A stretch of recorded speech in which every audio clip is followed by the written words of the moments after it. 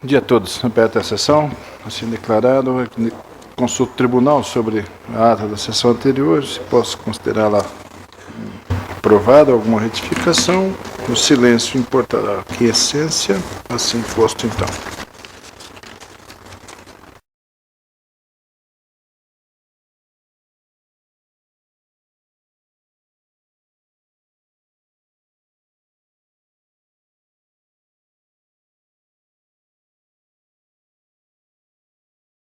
Devo informar que os processos da relatoria do Dr. Sebastião Arruda Almeida e também pediu vista estão adiados em razão da ausência justificada do mesmo.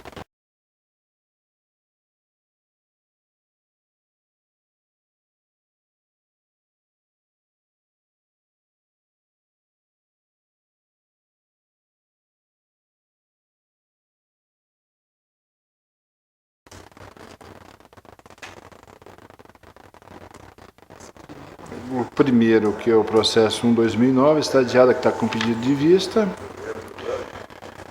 O segundo também está adiado para a próxima sessão, que é o 334865, que está com pedido de vista do Dr. Francisco da Silva. Então você vota? Tinha pedido para... Eu resolvi antecipar. Antecipar, né? Posso apresentá-lo agora. Então, eu vou pular a ordem só para dar preferência aos advogados que se encontram presentes e pediram preferência de sustentação oral, em homenagem aos mesmos, se assim me permitir.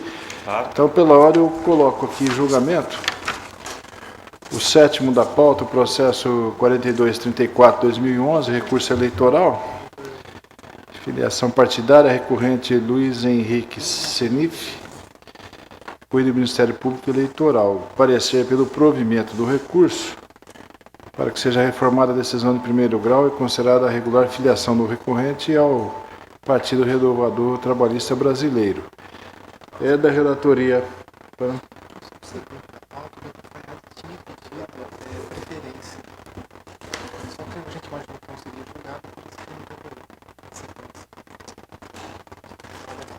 Tem um pedido do segundo?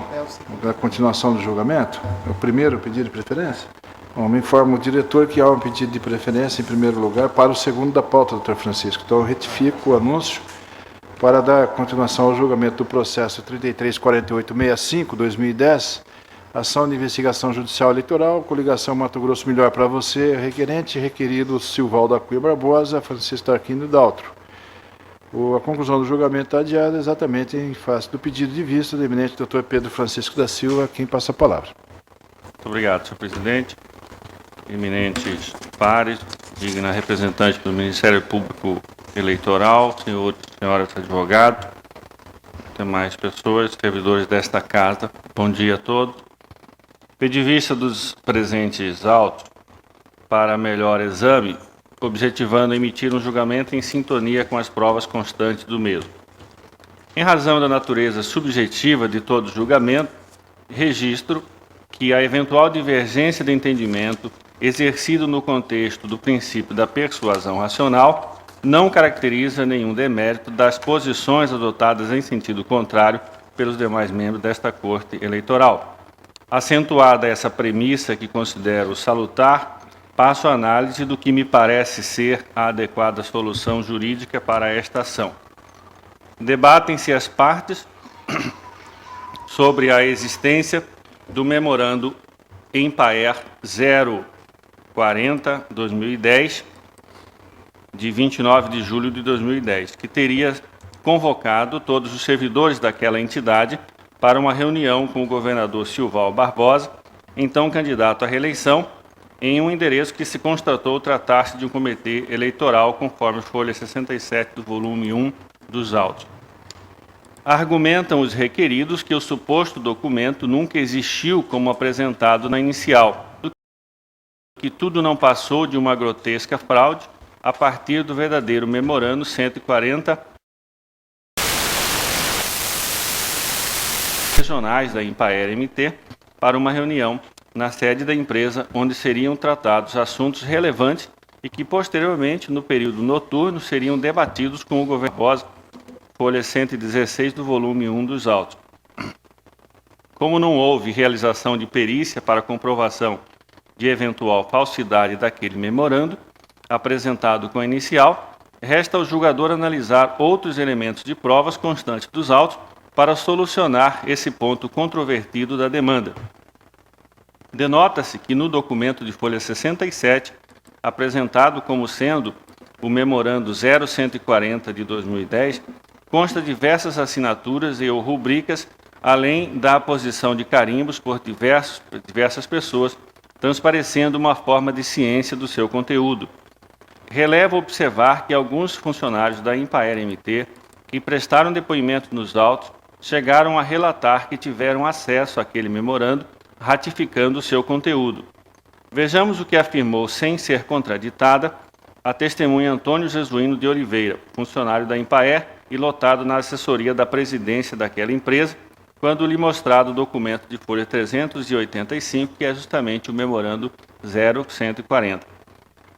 Disse ele: foi esse o documento que recebi, exatamente esse, idêntico a esse, sem nenhum erro. No mesmo sentido de que receberam cópia do documento, se pronunciaram as testemunhas Denise Maria Ávila Gutierrez e também a testemunhas Gilmar Antônio Bruneto, ambos servidores da Impaer, declarando que foram convocados por meio do indigitado memorando para uma reunião com o governador do estado às 18 horas, no dia 5 de agosto de 2010, em endereço particular. Devo observar ainda que consta... Desculpa, acabei esquecendo o meu celular.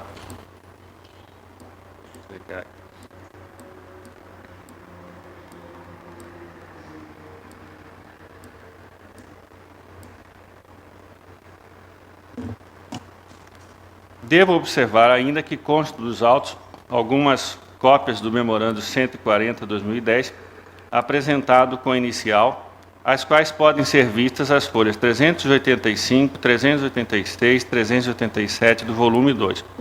Fazendo um cotejamento desses últimos documentos com aquele apresentado com a inicial, denota-se claramente que todos esses documentos são cópias de uma mesma matriz assinada pelo presidente da Impaer-MT, restando visível que a assinatura nelas lançada está sobreposta às mesmas letras impressas com a indicação de seu nome e respectivo cargo.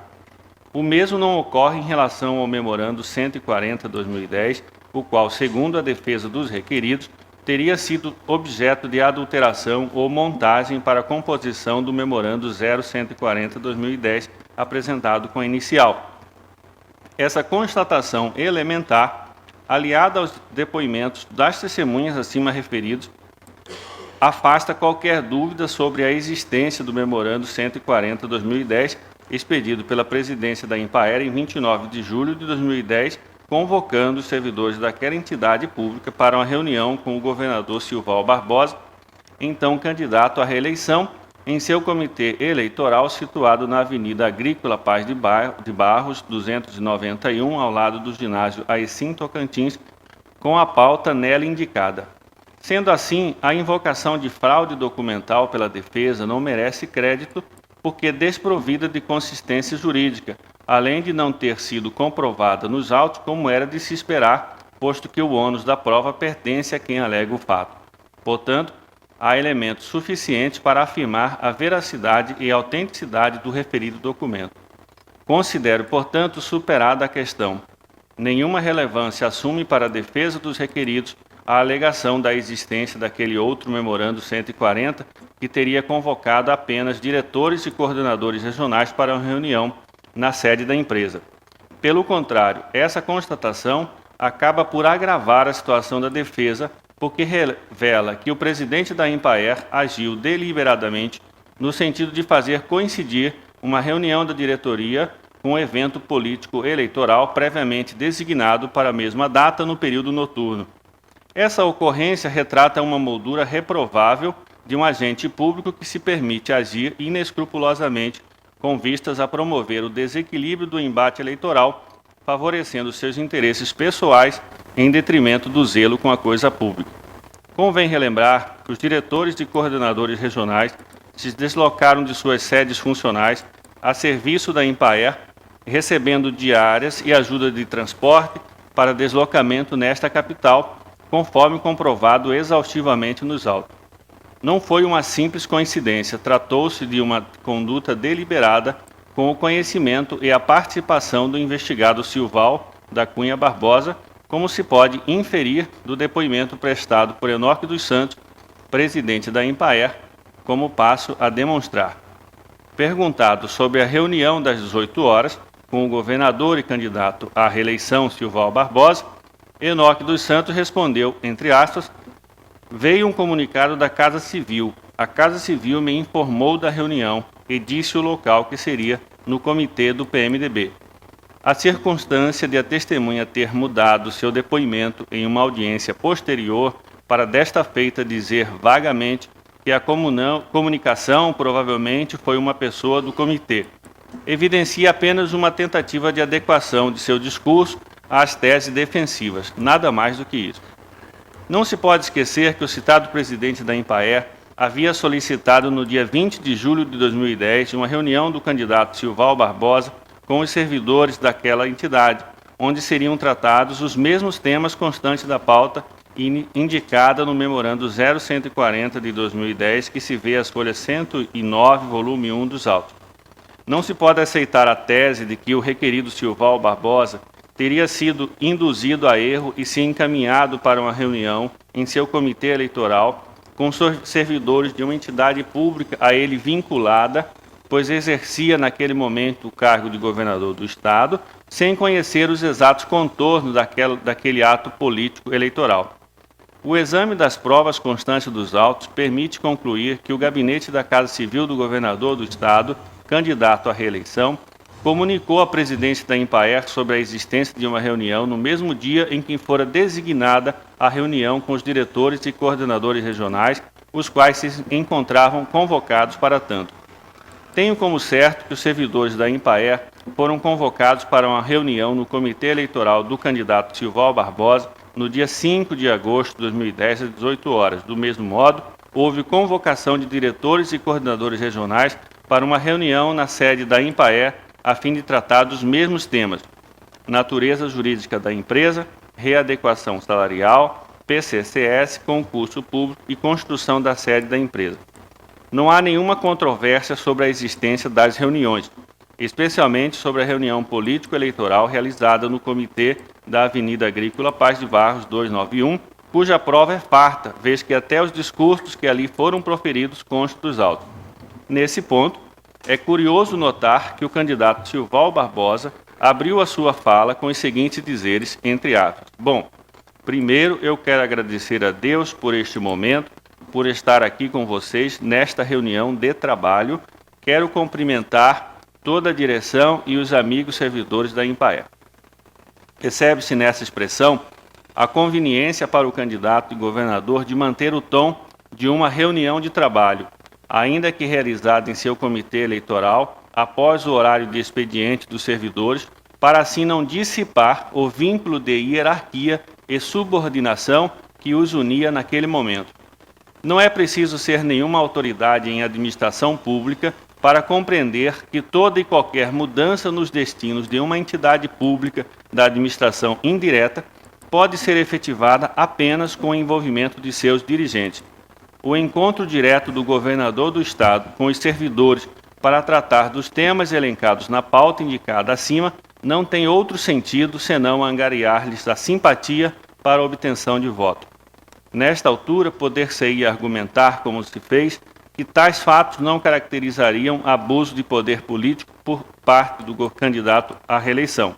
Ora, estamos a tratar da utilização da máquina pública para agendar reunião com servidores públicos, seus subordinados indiretos, fora do expediente de trabalho, exatamente no comitê eleitoral do seu partido e para tratar de temas como a readequação salarial dos próprios servidores convocados. As fotos que estão nos autos mostram o que de fato aconteceu naquela reunião, no comitê do PMDB. Tratou-se de uma reunião para a qual os servidores foram formalmente convocados para ouvirem os discursos proferidos pelo governador candidato à reeleição e também pelos demais candidatos presentes naquele evento político eleitoral.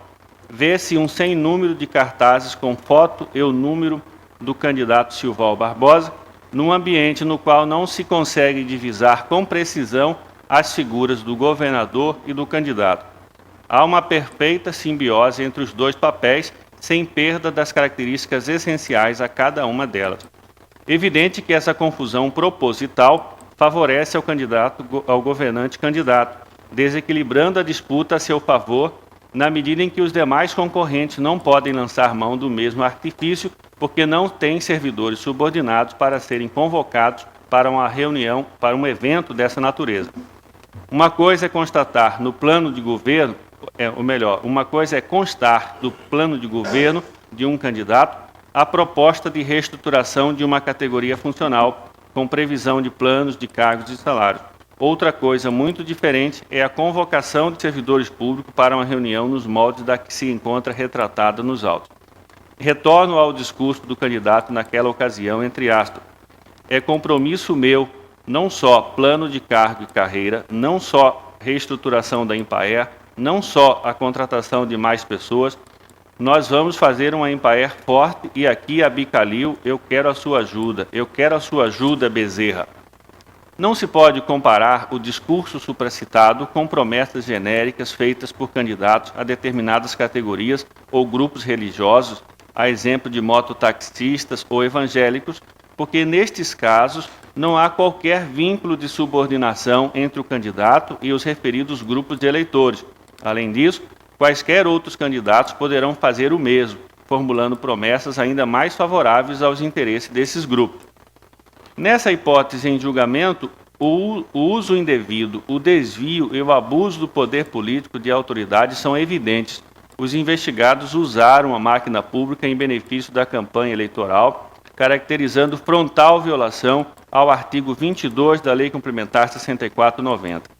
José Jairo Gomes, no seu Direito Eleitoral, terceira edição da editora Del Rey, adverte: é intuitivo que a máquina administrativa não pode ser colocada a serviço de candidatos no processo eleitoral, já que isso desvirtuaria completamente a ação estatal, além de desequilibrar o pleito, ferindo de morte a isonomia que deve permear as campanhas e imperar entre os candidatos, e fustigar o princípio republicano que repudia tratamento privilegiado a pessoas ou classes sociais. E é nesse ponto de convergência que vamos encontrar o fundamento de existência da Justiça Eleitoral, concebida pela Constituição Federal para ser a guardiã do processo eleitoral, devendo, por isso, coibir de modo eficiente e com a garantia do devido processo legal qualquer tentativa explícita ou dissimulada de candidato que constitua violação das regras previamente estabelecidas. Não se pode negar a verdade de que sem justiça não há democracia, e a justiça eleitoral começa com a manutenção da paridade de armas entre os candidatos. Uma vez demonstrada a existência dos fatos narrados na inicial, é chegada a hora de enfrentar o problema da potencialidade da conduta praticada pelos investigados para alterar o resultado do pleito. Começo por estabelecer uma distinção técnico-jurídica crucial que não pode ser relegada a plano secundário, sob pena de negar vigência à própria lei que regula a matéria objeto do julgamento. Investigar a potencialidade da conduta para a caracterização do desvio do abuso do poder de autoridade é o mesmo que indagar se aqueles fatos têm potencialidade para desequilibrar o pleito entre os candidatos em função da disparidade de armas entre os contendores. A Lei Complementar 64/90 nunca exigiu potencialidade para influir no resultado do pleito. É nessa esteira que a Lei Complementar 137 de 2010 incluiu o inciso 16 ao artigo 22 daquela norma, não como uma inovação na ordem jurídica, mas apenas para espancar qualquer dúvida a respeito do tema, normatizando assim a jurisprudência consolidada há anos pelo Tribunal Superior Eleitoral. Pretender a prova de que determinada conduta foi responsável pela captação de certa quantidade de votos suficientes para decidir a eleição em favor do agente é uma quimera.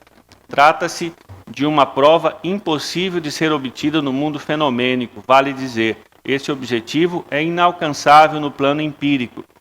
Veja-se o que diz a respeito o jurista José Jairo Gomes na mesma obra já mencionada.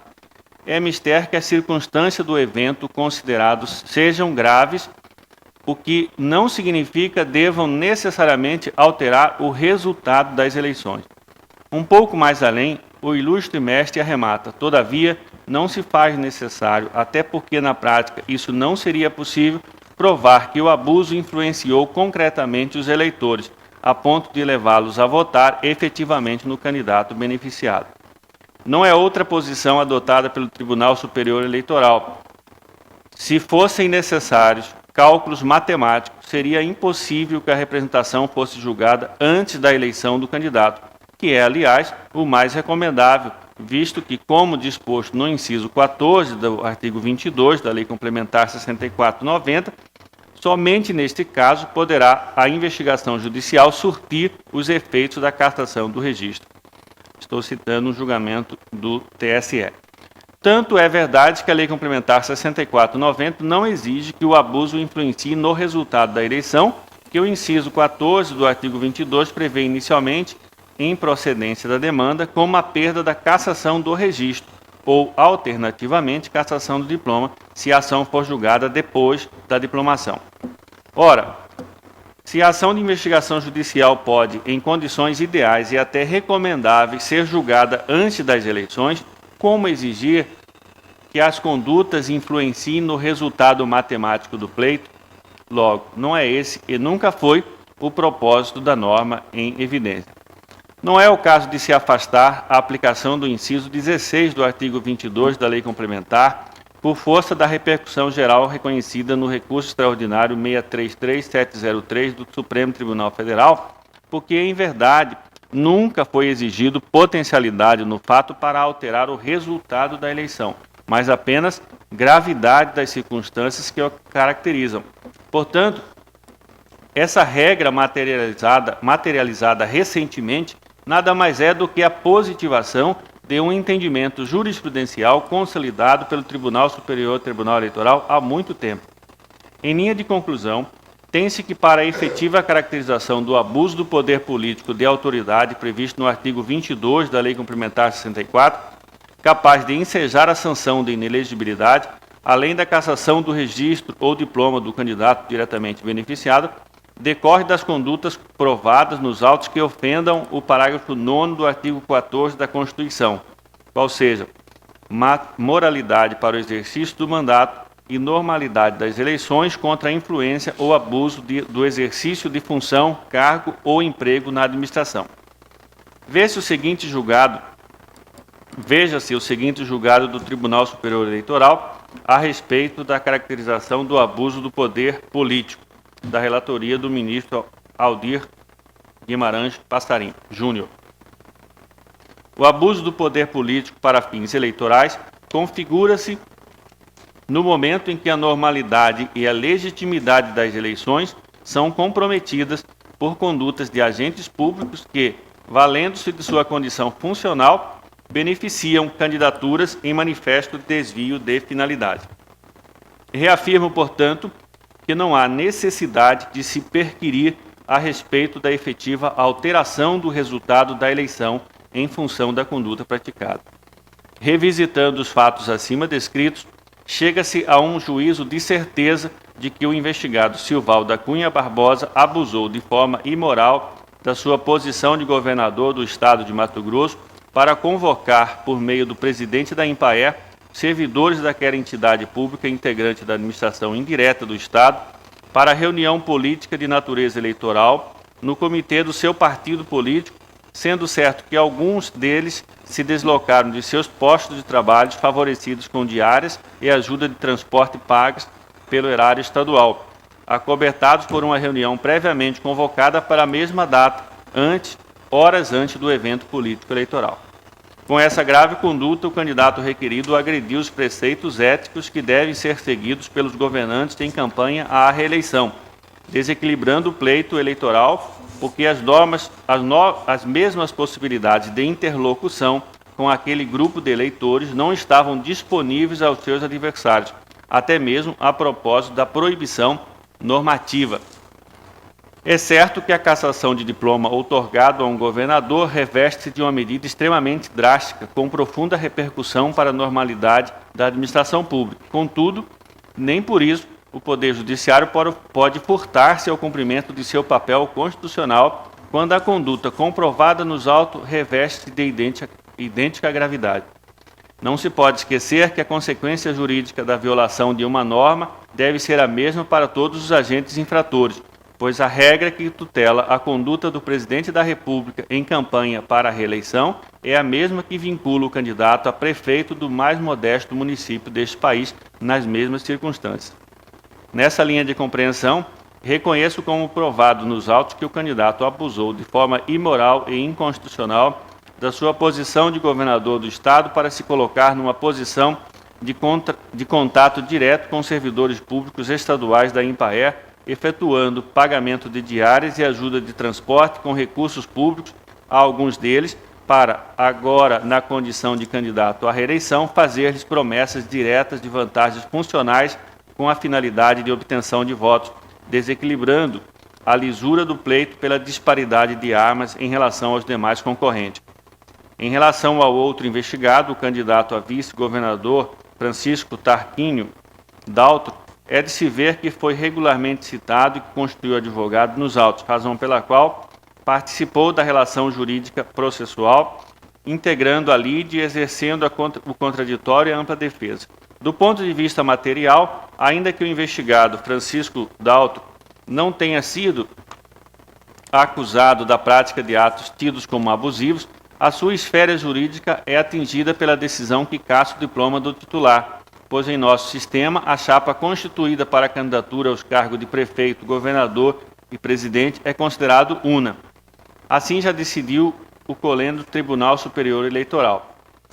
Abuso de poder, conduta vedada, propaganda eleitoral antecipada, vice. Está pacificada a jurisprudência do Tribunal Superior Eleitoral que o vice deve figurar no polo passivo das demandas em que se postula a cassação de registro, diploma ou mandato, uma vez que há litisconsórcio necessário entre os integrantes da chapa majoritária, considerada a possibilidade de o vice ser afetado pela eficácia da decisão. Desse modo, julgo procedente o pedido deduzido na presente ação de investigação judicial eleitoral para cassar os diplomas outorgados ao investigado Silvaldo da Cunha Barbosa e Francisco Tarquínio Daltro, na condição de governador e vice-governador do Estado de Mato Grosso, respectivamente. Oficie-se a Assembleia Legislativa do Estado de Mato Grosso para os fins do artigo 62 da Constituição do Estado, exercício da chefia do Executivo pelo presidente da Assembleia, enquanto durar a vacância dos cargos. Como os investigados obtiveram mais de 50% dos votos válidos, artigo 22 do Código Eleitoral, a vacância se dá no primeiro biênio dos mandatos, artigo 81 caput da Constituição, e expressa-se por este tribunal respectiva resolução para eleição suplementar aos cargos de governador e vice-governador, na qual deverá constar a data do pleito no prazo máximo de 90 dias a contar da publicação do acordo. É como voto, senhor presidente. Dá o tribunal se há alguma retificação de voto? Se posso declarar o resultado? Então, o tribunal, por maioria, vencido o terceiro vogal, julgou improcedente o pedido deduzido na investigação judicial eleitoral nos termos do voto do relator. O parecer é pela procedência do pedido. Esse é o resultado final.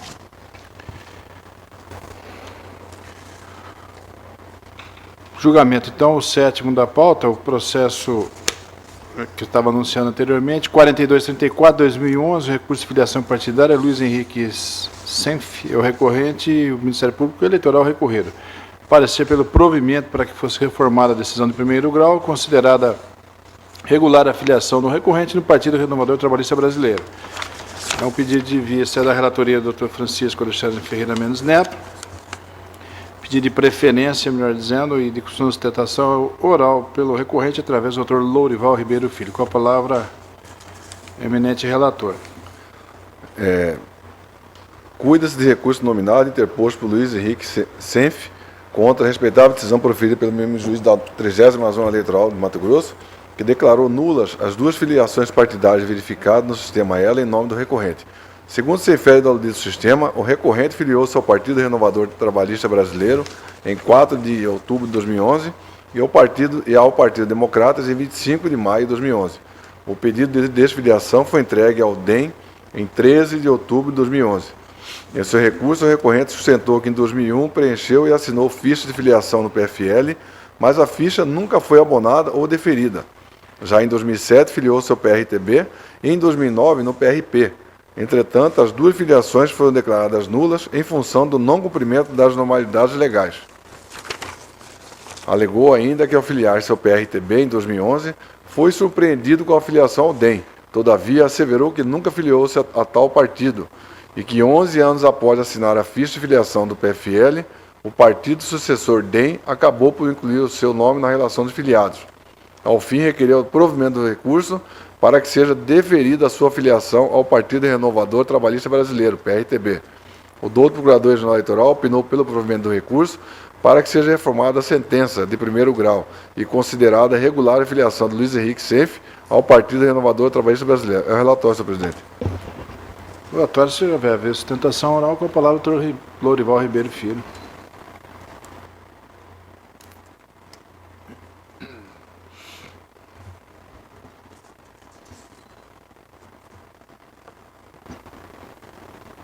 Excelentíssimo senhor presidente, desembargador Rui Ramos, excelentíssimo senhor relator, doutor Francisco Alexandre Ferreira Mendes, excelentíssima senhora procuradora, doutora Ana Paula Fonseca, excelentíssimos senhores juízes que compõem a corte.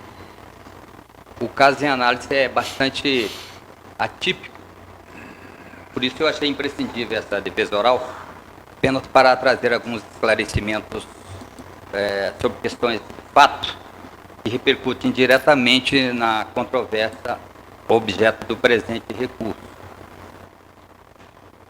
Como dito pelo relator, a decisão recorrida anulou a sentença, a filiação partidária do recorrente ao PRTB em 4 de 10 de 2011 e ao DEM em 25 de 5 de 2001. A decisão fundamentou-se no parágrafo único do artigo 22 da Lei dos Partidos. Essa regra diz o seguinte, que quem se filia a outro partido deve fazer comunicação ao partido e ao juiz de sua respectiva zona eleitoral para cancelar a sua filiação. A expressão quem se filia a outro partido pressupõe a ideia de que o eleitor esteja ainda filiado a um partido anterior.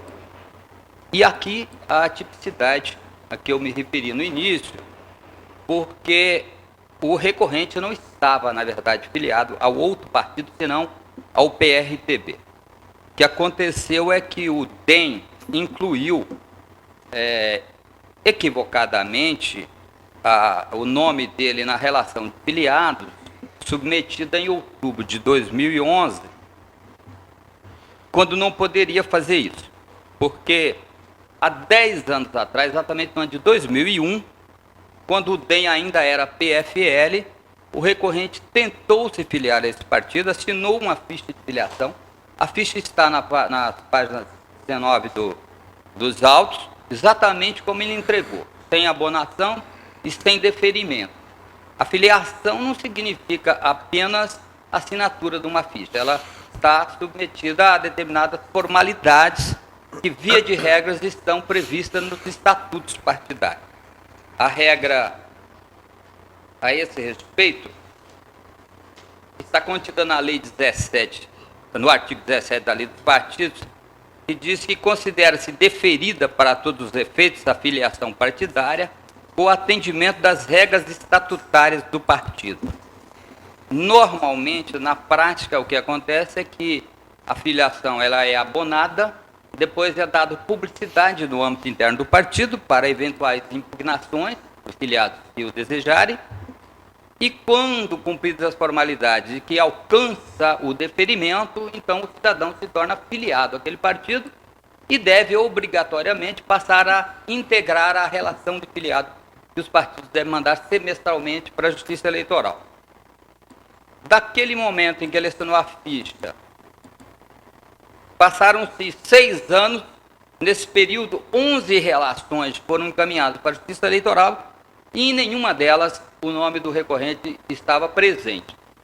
Ou seja, o recorrente presumiu, evidentemente, que a sua filiação não fora aceita e optou por se filiar a um novo partido. Filiou-se 6 anos depois ao PRTB, onde permaneceu por 2 anos e 4 meses. Essas datas eu vou me abster de dizer porque estão todos nos autos. Mas ele permaneceu filiado ao PRTB durante 2 anos e 4 meses, quando então decidiu migrar para o PRTB. Nesse momento, ele descumpriu aquelas formalidades de comunicar ao partido e à Justiça Eleitoral, incorreu em duplicidade de filiação e teve as suas filiações anuladas ao PRTB e ao PRP. Curioso observar que naquele momento não apareceu, como seria o caso, uma terceira filiação ao PFL. Não apareceu porque, como dito anteriormente, a filiação não se consumou, não foi deferida, não foi incluída nas relações de filiado ao PFL. Então, a controvérsia objeto desse processo, ela atinge-se, portanto, a aferir, a definir se a simples assinatura de uma ficha de filiação pelo recorrente 10 anos atrás, né, é documento hábil a autorizar que aquele partido inclua 10 anos depois o nome daquele filiado, daquele suposto filiado, na relação de filiados atuais, inclusive com data atual, porque, na verdade, a tentativa de se filiar aconteceu em 11/10/2011 e ele foi incluído na relação de filiados do partido sucessor, que é o DEM, com data de 25/5/2011. Evidentemente que essa filiação não existe, não pode existir, e assim sendo, a decisão recorrida, que entendeu que ele se filiou a um novo partido sem cumprir a formalidade, ela não tem aplicabilidade, porque não existia, na verdade, o outro partido. A Procuradoria já se manifestou favorável ao provimento do recurso e apenas com esse esclarecimento eu reitero os pedidos formulados de que seja dado ao provimento ao recurso para regularizar a filiação do recorrente ao PRTB com data de 4/10/2011, inclusive porque trata-se de um pré-candidato nas eleições vindouras e, a prevalecer a decisão, estaria o erro do PFL, ou DEM, como queira, a ensejar grave prejuízo, o que a lei e a jurisprudência não admite. Então, com esse esclarecimento, pede-se o provimento do recurso e a regularização da filiação. É o que se pede. Mantido o parecer? Mantido o parecer escrito, palavra do outro relator. Senhor presidente, voto. Extrai-se da lei dos partidos políticos, em seu artigo 21, que compete ao filiado fazer a comunicação por escrito ao partido e à Justiça Eleitoral de seu desligamento da agremiação partidária, como se vê abaixo. Abre aspas. Para desligar-se do partido, o filiado faz comunicação escrita ao órgão de direção municipal e ao juiz eleitoral da zona em que foi inscrito. Fecho aspas. O artigo 22, parágrafo 1 da Lei Federal número 9.096/95, esclarece o seguinte: quem se filia a outro partido deve fazer comunicação ao partido e ao juiz de sua respectiva zona eleitoral para cancelar sua filiação. Se não o fizer no dia imediato da nova filiação, fica configurada a dupla filiação, sendo ambas consideradas nulas para todos os efeitos. No caso dos autos, o recorrente alegou que em 2001 preencheu a ficha de filiação ao PFL, contudo a ficha não foi abonada ou deferida, e que em 2011, ao filiar-se ao PRTB, tomou conhecimento de sua filiação ao DEM. Atendendo ao mandado de intimação número 205/2011, juntada foi 17/19 nos autos, o DEM trouxe aos autos a ficha de inscrição do recorrente de 11 de outubro de 2001, ainda em nome do PFL. A data de filiação constante do sistema ELO é de 25 de maio de 2011, confirmando a informação do recorrente de que não se filiou a tal partido depois do ano de 2001. Eis que o próprio Partido Democratas não apresentou a ficha de filiação do recorrente devidamente atualizada, o que justificaria sua filiação àquele partido. Além disso, o documento trazido pela defesa, folha 24, demonstra que o recorrente teve a filiação aos partidos PRTB e PRP declaradas nulas em 2009, em função da caracterização de dupla filiação.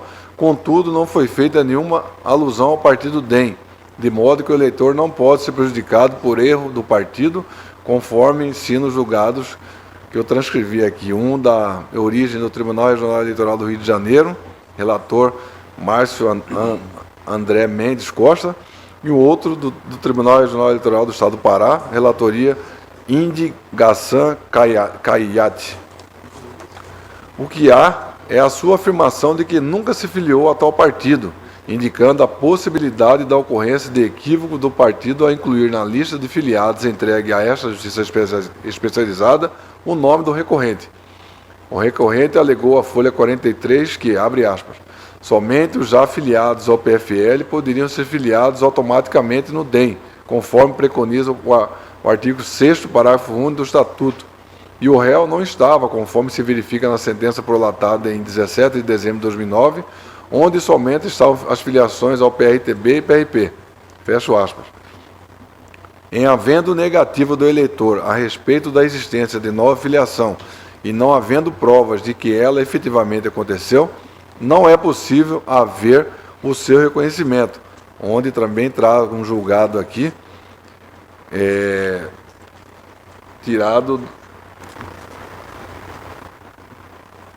do estado do TRE do estado do Piauí, tendo relator Márcio Braga Magalhães, julgado em 2 de junho de 2008. Quanto à questão posta em julgamento, o douto Procurador Regional Eleitoral assim se pronunciou a folha 138 verso, abro aspas. Portanto, diante da negativa do eleitor em ter havido nova filiação e não existindo prova da sua ocorrência, não há como reconhecer a dupla filiação, fecho aspas. Ante o exposto, dou provimento ao recurso, a fim de reformar a sentença exarada nos autos e considerar regular a filiação de Luiz Henrique Senf ao Partido Renovador Trabalhista Brasileiro, PRTB. Como voto, senhor presidente? Dada a ordinariedade, o tribunal está de acordo com o relator? Todos de acordo? Então, o tribunal, por unanimidade, proveu o recurso nos termos do voto do relator, decisão em consonância com o parecer. O pedido de preferência com sustentação oral a ser feita pelo Dr. Hermes Rosa de Moraes. O nono artigo da pauta, o processo 5864-42-2011, o recurso eleitoral, representação, doação de recursos acima do limite legal, pessoa física. Pedido de aplicação de multa, o feito tem origem na 51ª Zona Eleitoral de Cuiabá, eleições 2010. Recorrente é Márcio Camilo de Campos, recorrido ao Ministério Público Eleitoral. Parecer pelo desprovimento do recurso. Doutor relator, doutor Francisco Alexandre Ferreira Mendes Neto. Vossa Excelência está com a palavra. Senhor presidente, cuida-se de recurso eleitoral interposto por Márcio Camilo de Campos contra a decisão proferida pelo juízo da 51ª Zona Eleitoral, que julgou procedente a representação proposta pelo Ministério Público Eleitoral para condenar o recorrente ao pagamento de multa de R$ 66.392,45.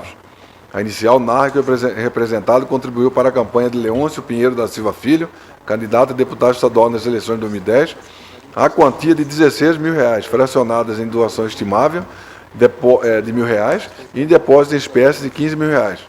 Segundo informações da declaração de imposto de renda referente ao ano calendário de 2009, juntada à folha 113 e 116 dos autos, apresentada pela Secretaria da Receita Federal, restou comprovado que o recorrente não apresentou declaração de imposto de renda, de modo que se presume que a renda bruta percebida por ele não superou o patamar fixado para isenção, o qual naquele ano foi de R$ 17.215,10. Dessa forma, o recorrente poderia doar até 10% do faturamento bruto presumido, que é R$ 17.215,10, correspondendo à quantia de R$ 1.721,51. Na contestação de folha 46/78, o recorrente registrou em sede preliminar a decadência para o ajuizamento da representação, enquanto no mérito invocou a adoção de rito diverso para o processamento da presente representação, aduziu a boa-fé, a irrelevância do valor doado para desequilibrar o pleito eleitoral e ainda a vedação constitucional do confisco. Afastando a preliminar, o magistrado Acó julgou procedente a representação para reconhecer que o demandado efetuou doação de recursos acima do limite legal, condenando ao pagamento de multa equivalente a 5 vezes a quantia doada em excesso, que se deu em R$ 13.278,49. Em razões recursais, o recorrente alegou boa-fé e que, por ocasião da doação, preencheu todos os requisitos necessários. Alegou ainda a relevância do valor doado para desequilibrar o pleito. Salientou que a vedação constitucional ao confisco é extensível à multa, podendo a condenação ser reduzida abaixo do mínimo legal. Arguiu esta matéria em pré-questionamento. Nas contrarrazões do recurso, o Ministério Público Eleitoral de primeira instância opinou pelo seu improvimento, sustentando que a aplicação da lei não se condiciona ao desequilíbrio do pleito e que a sanção pecuniária não tem natureza tributária, mas administrativa eleitoral sem efeito confiscatório. A douta Procuradoria Regional Eleitoral opinou pelo desprovimento do recurso, a fim de que seja mantida a decisão guerreada ao relatório, senhor presidente. Consulta do doutor procurador, se mantém o parecer? Mantido o parecer pelo desprovimento, passo a palavra então ao doutor Hermes Rosa de Moraes para a sustentação oral pelo requerente, o recorrente Márcio Camilo de Campos.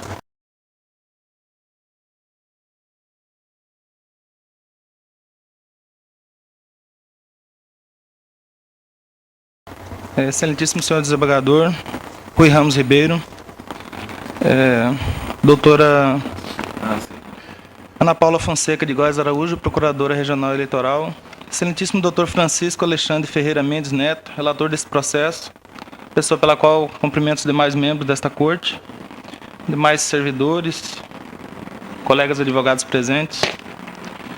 A questão aqui posta, excelências, é o seguinte: o recorrente era filiado ao Partido Democratas, é filiado ao Partido Democratas, e tentando de uma forma até desesperada, ajudou o seu candidato a deputado federal Leandro Pinheiro.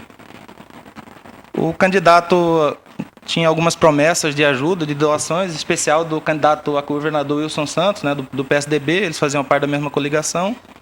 Infelizmente, por motivos variados, as doações não chegaram, e as cobranças sim, principalmente dos funcionários contratados, o que fez o candidato conversar com o recorrente, pedindo para que contribuísse e fizesse um depósito.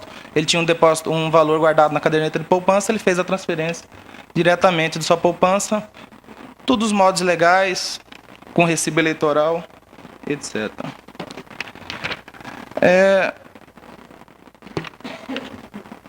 Analisando friamente a letra da lei, nós entendemos que diz que o artigo 23, parágrafo 1º da Lei 9.504/97 estabelece que pessoas físicas poderão fazer doações em dinheiro ou estimáveis em dinheiro.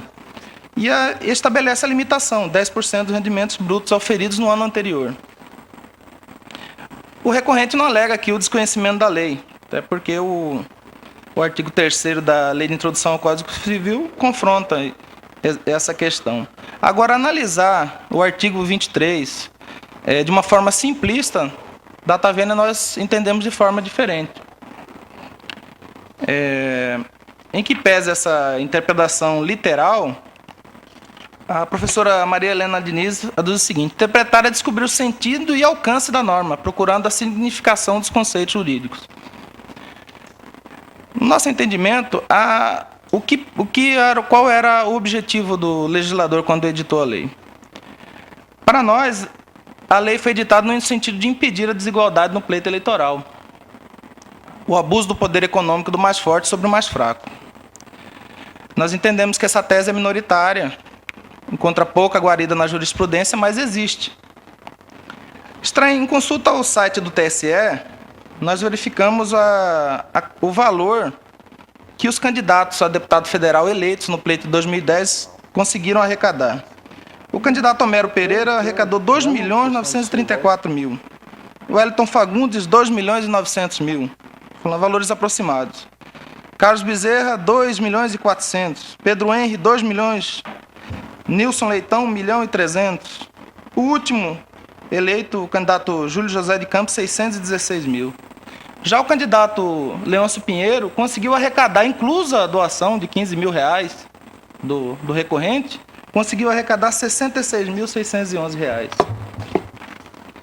Então nós entendemos que se houve um desequilíbrio no pleito, foi dos outros candidatos para o candidato beneficiário da doação, não o contrário.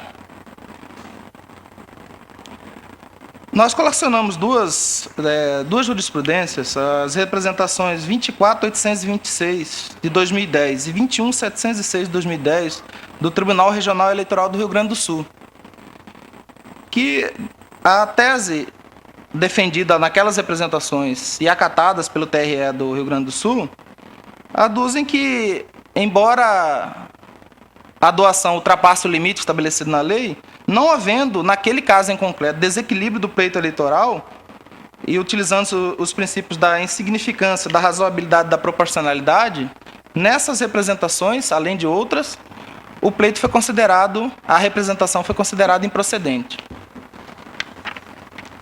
De outra banda, se Vossas Excelências entenderem que realmente deve o representado ser atingido pela norma, nós entendemos que o valor deve ser fixado abaixo do mínimo legal, que é de 5 vezes o valor que extrapolou o limite. Por que motivo? Primeiro, pela vedação do não confisco. A vedação ao confisco está estabelecida no artigo 150 da Constituição. Data vênia, embora a douta magistrada, na sua sentença, tenha aduzido que o princípio não vale na seara eleitoral, nós entendemos que estampado diretamente na Constituição Federal, todo o ordenamento jurídico está inserido para receber e se convencer de que não há essa possibilidade do valor a que foi aplicada a multa. O valor de R$ 66.392,45 é praticamente o quádruplo, 4 vezes o valor do rendimento anual do representado. Não há nem a hipótese, em caso de manutenção desse valor, o final da história é o seguinte, Excelência. O representado e recorrente não vai conseguir pagar essa multa.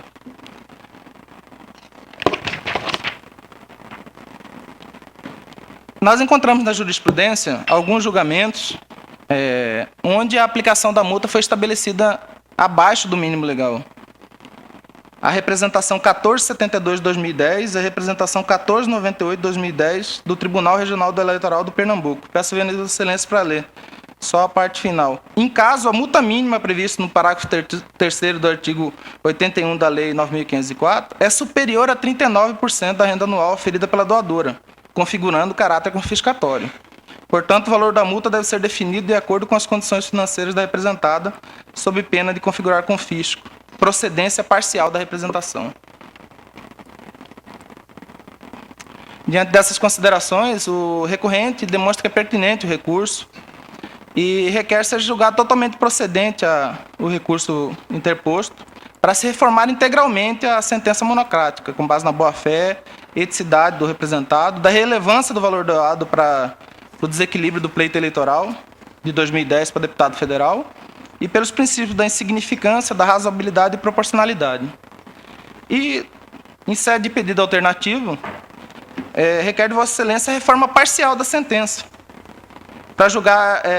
para condenar o recorrente ao pagamento de multa em patamar inferior ao mínimo legal, que é que nós sugerimos em 10% do rendimento anual do representado.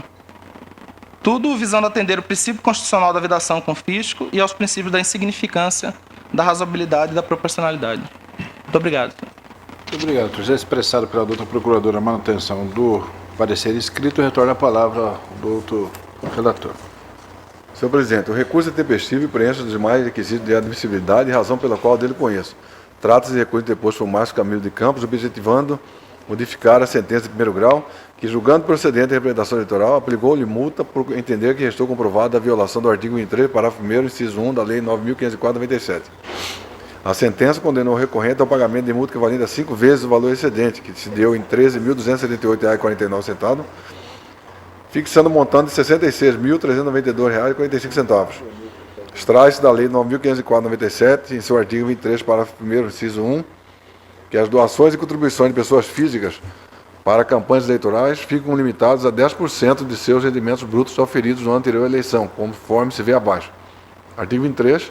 Pessoas físicas poderão fazer doações em dinheiro ou estimáveis em dinheiro para campanhas eleitorais, obedecido o disposto nesta lei. Parágrafo 1º.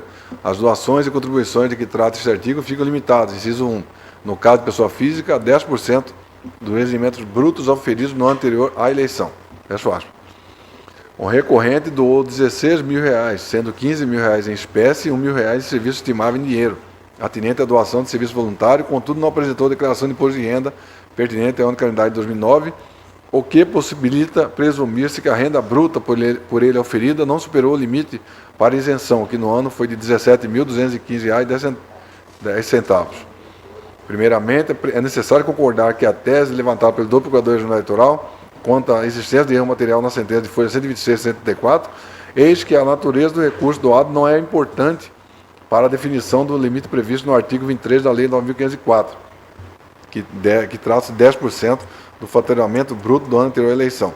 Logo, o cálculo da multa aplicada deve observar a doação em espécie e também a doação de serviço estimável em dinheiro. Logo, o limite correto é R$ 16.000 e não apenas R$ 15.000, como constante na sentença, o que poderá ser corrigido de ofício por este colegiado nos termos do artigo 463, inciso 1 do Código de Processo Civil. Por outro lado, as teses da boa-fé e de relevância do valor doado para desequilibrar o pleito eleitoral não merecem guarida, uma vez que elas não podem impedir a aplicação da legislação ao fato praticado pelo recorrente. Praticada a infração eleitoral, a legislação deve ser aplicada. Ademais, o valor de R$ 16.000 não pode ser considerado um valor irrisório, como pretende a defesa.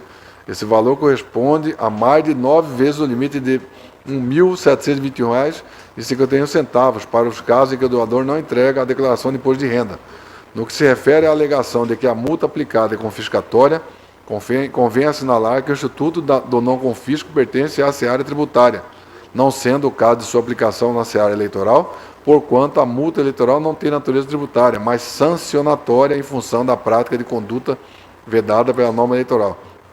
Aqui eu transcrevi também um entendimento nesse sentido oriundo do Tribunal Regional Eleitoral de Alagoas, tendo como relator Orlando Monteiro Cavalcante Manso, julgado em 21 de setembro de 2009, publicado no Diário Oficial do Estado de 23 de setembro de 2009, a página 31. O assunto restou bem explicitado pelo doutor Procurador Regional Eleitoral a registrar que, abro aspas, nesta linha também não merece guarida a afirmação de ser confiscatória a multa imposta. A imposição legal visa inibir doações de grande monta, capazes de desequilibrar o pleito eleitoral, visto que, sem uma limitação legal, candidatos com maior poder econômico poderiam fazer uso de pessoas físicas, com o artifício de tornar lícita doações com dinheiro adquirido de forma ilícita, ou seja, tais doadores seriam meros encobridores da doação ilícita. Fecho aspas. Também não prospera o pedido alternativo para a aplicação de multa aquém do mínimo legal. Comprovada a doação em valores acima do limite legal, cabe a aplicação da sanção prevista no artigo 23 da Lei 9.504/97. Por outro lado, a aplicação dos princípios da proporcionalidade e da razoabilidade deve obedecer aos limites impostos pela legislação regente da matéria. Não é possível a invocação desses princípios para se infringir dispositivo legal, como pretende o recorrente. Não é possível a prolação de decisão contra a lege. Ante o exposto, nego o provimento ao recurso, mantendo intacta a sentença que aplicou a penalidade pecuniária Márcio Camilo de Campos, acrescentando aqui apenas que deva ser a multa aplicada sobre o valor total doado, R$ 16.000, que é a soma de R$ 15.000 mais R$ 1.000 de serviço prestado. Com o voto, senhor presidente. Pelo desprovimento do recurso, né? Desembargador Gerson Ferreira Paes, como vota Vossa Excelência? Senhor presidente, embora eu também tenha observado da tribuna que o valor dessa multa parece elevado, acontece que, por disposição legal, constante do próprio artigo 23 da Lei 9.504, 97, eu penso que não há como aplicá-la abaixo do mínimo legal. Por isso, mesmo considerando elevado o valor da multa, eu acompanho o do relator. Doutor Samuel Franco Dalia Júnior, como vota Vossa Excelência? Senhor presidente, da mesma forma que o desembargador Gerson, eu também acho o valor absolutamente excessivo. Eu estou verificando aqui o artigo 23 da lei, mas não estou vendo como reduzir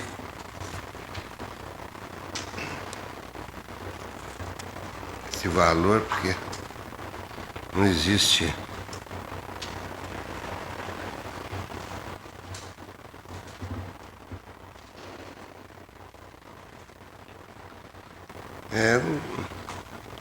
Não vejo possibilidade. Eu acompanho o relator. Doutor Pedro Francisco da Silva, como vota Vossa Excelência? Senhor presidente, realmente me chamou a atenção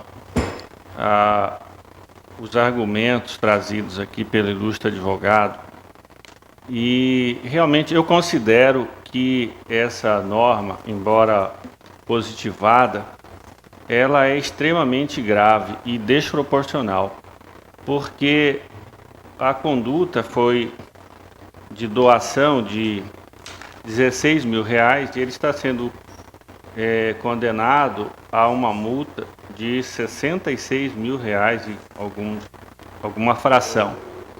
E é claro que aqui nós temos que fazer todo um exercício de aplicação do direito constitucional no caso concreto. Me parece que o princípio da proporcionalidade nos oferece meios para a redução desse valor além do mínimo legal. Por quê?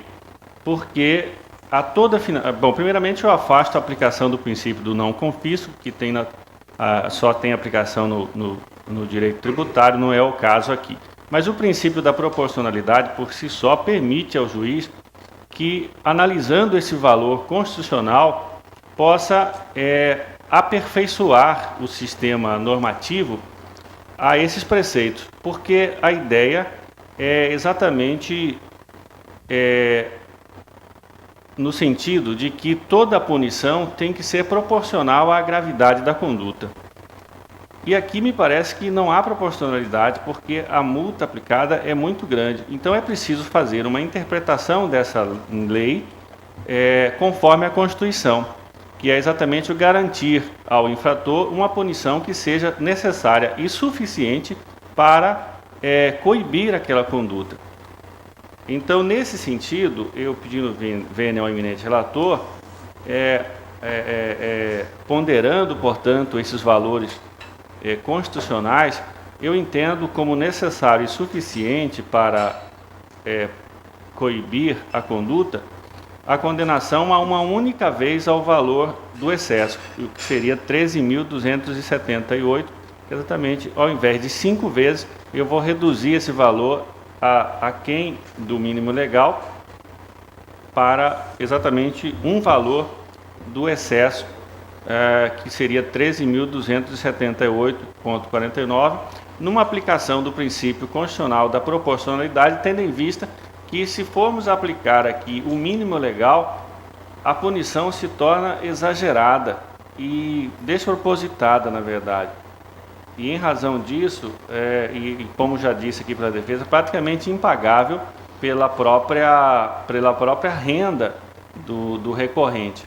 Então, me parece que a aplicação do mínimo legal, por si só, é uma punição inútil, porque não resultará nenhum efeito, já que não será paga, porque o cidadão aqui que doou além do que possuía não tem patrimônio suficiente, está claro, demonstrado aqui no processo qual é a renda que ele tem.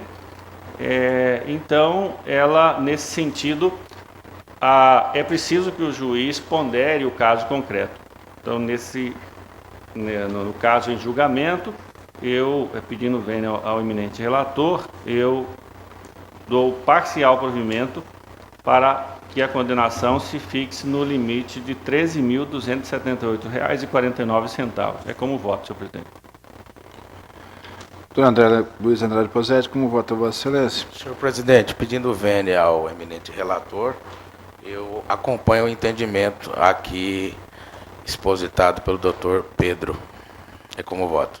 Provendo uma alternativa para a redução do valor da multa, né? 13.278,49. Proveu uma alternativa, Vossa Excelência, né? Pela ordem, senhor presidente.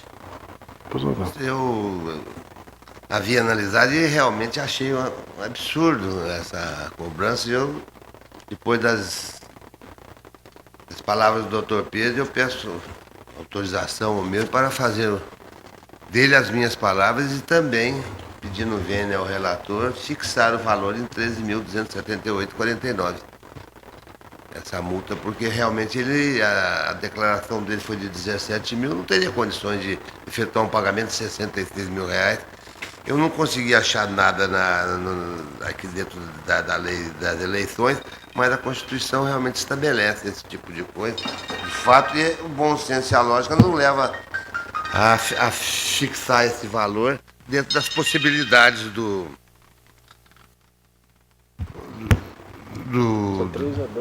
recorrente. É como eu voto, senhor presidente.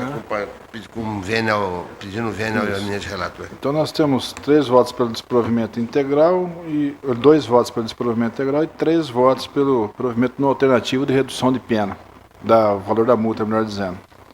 Então anuncio o tribunal, por maioria, proveu no alternativo o recurso para a redução da multa aplicada. Nós temos do voto do terceiro vogal. Vencidos o relator e o primeiro vogal, que desproveram o recurso integralmente. O parecer pelo desprovimento do recurso. Ficou claro, né? Último, com pedido de preferência de sustentação oral, doutora Letícia Souza Furquim fará sustentação oral por José Guarino Fernandes. Trata-se do 14º da pauta da relatoria do Dr. Pedro Francisco da Silva. O processo é o 448.582/2010, prestação de contas, deputado estadual, eleições 2010, requerente José Guarino Fernandes, candidato. O parecer é pela desaprovação das contas, com palavra eminente relator.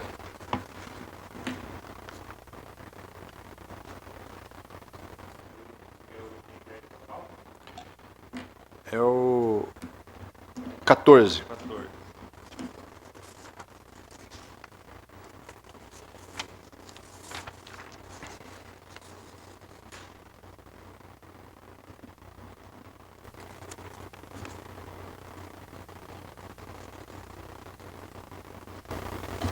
Trata-se de prestação de contas do candidato José Guarino Fernandes, referente à candidatura ao cargo de deputado estadual pelo DEM nas eleições de 2010. O requerente apresentou a prestação de contas na data, portanto, tempestivamente, nos termos da legislação. O relatório preliminar deste tribunal emitido está nos autos. O requerente manifestou-se, onde apresentou esclarecimentos e juntou novos documentos. O relatório conclusivo é pela aprovação com ressalva das contas. Contudo, a douta Procuradoria Regional Eleitoral, em seu parecer, opina pela desaprovação, ao argumento de que os veículos utilizados na campanha eram movidos a gasolina e diesel e o candidato comprou 490 litros de etanol, e também porque o requerente utilizou o veículo motocicleta adquirido após o pedido de registro de candidatura, o que viola o disposto na legislação. Devidamente intimado, o candidato manifestou-se, onde esclareceu que de fato comprou 490 litros de gasolina e diesel para utilização nos veículos de campanha, mas que por erro do posto de combustível, a nota fiscal eletrônica foi emitida como se a venda fora de etanol. Além disso, sustenta o requerente que a motocicleta Honda foi adquirida em consórcio na data de 29 de dezembro de 2008 e contemplada em 29 de julho de 2010, não havendo que se falar em violação das regras da resolução da prestação de contas. Este é o relatório, senhor presidente. Relatório, passa a palavra à doutora Letícia Souza Furquim para a sustentação oral.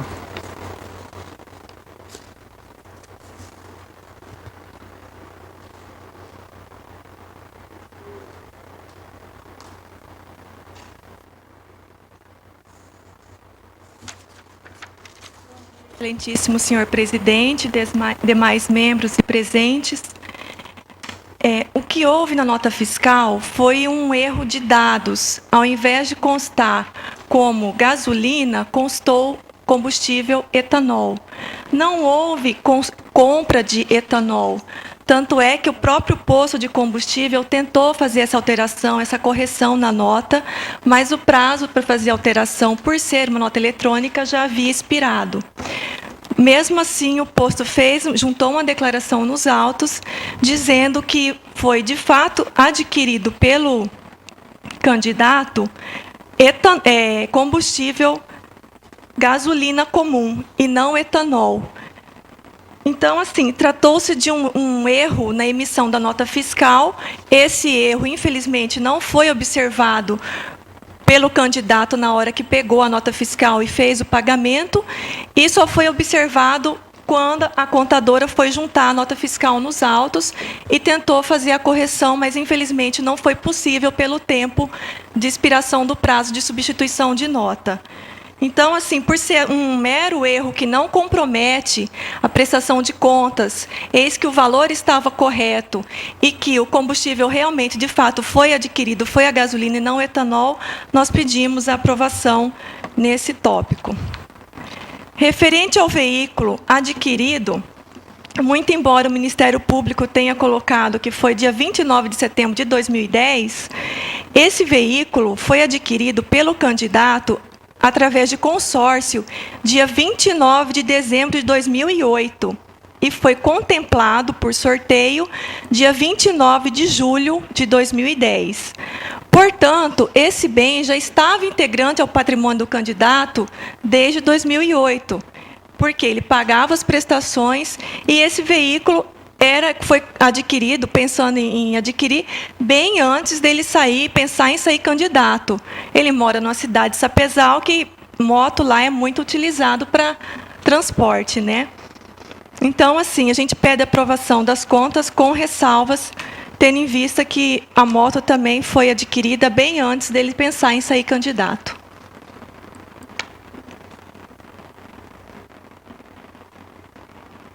Concluído? Parecer? Mantido parecer. Palavra, senhores.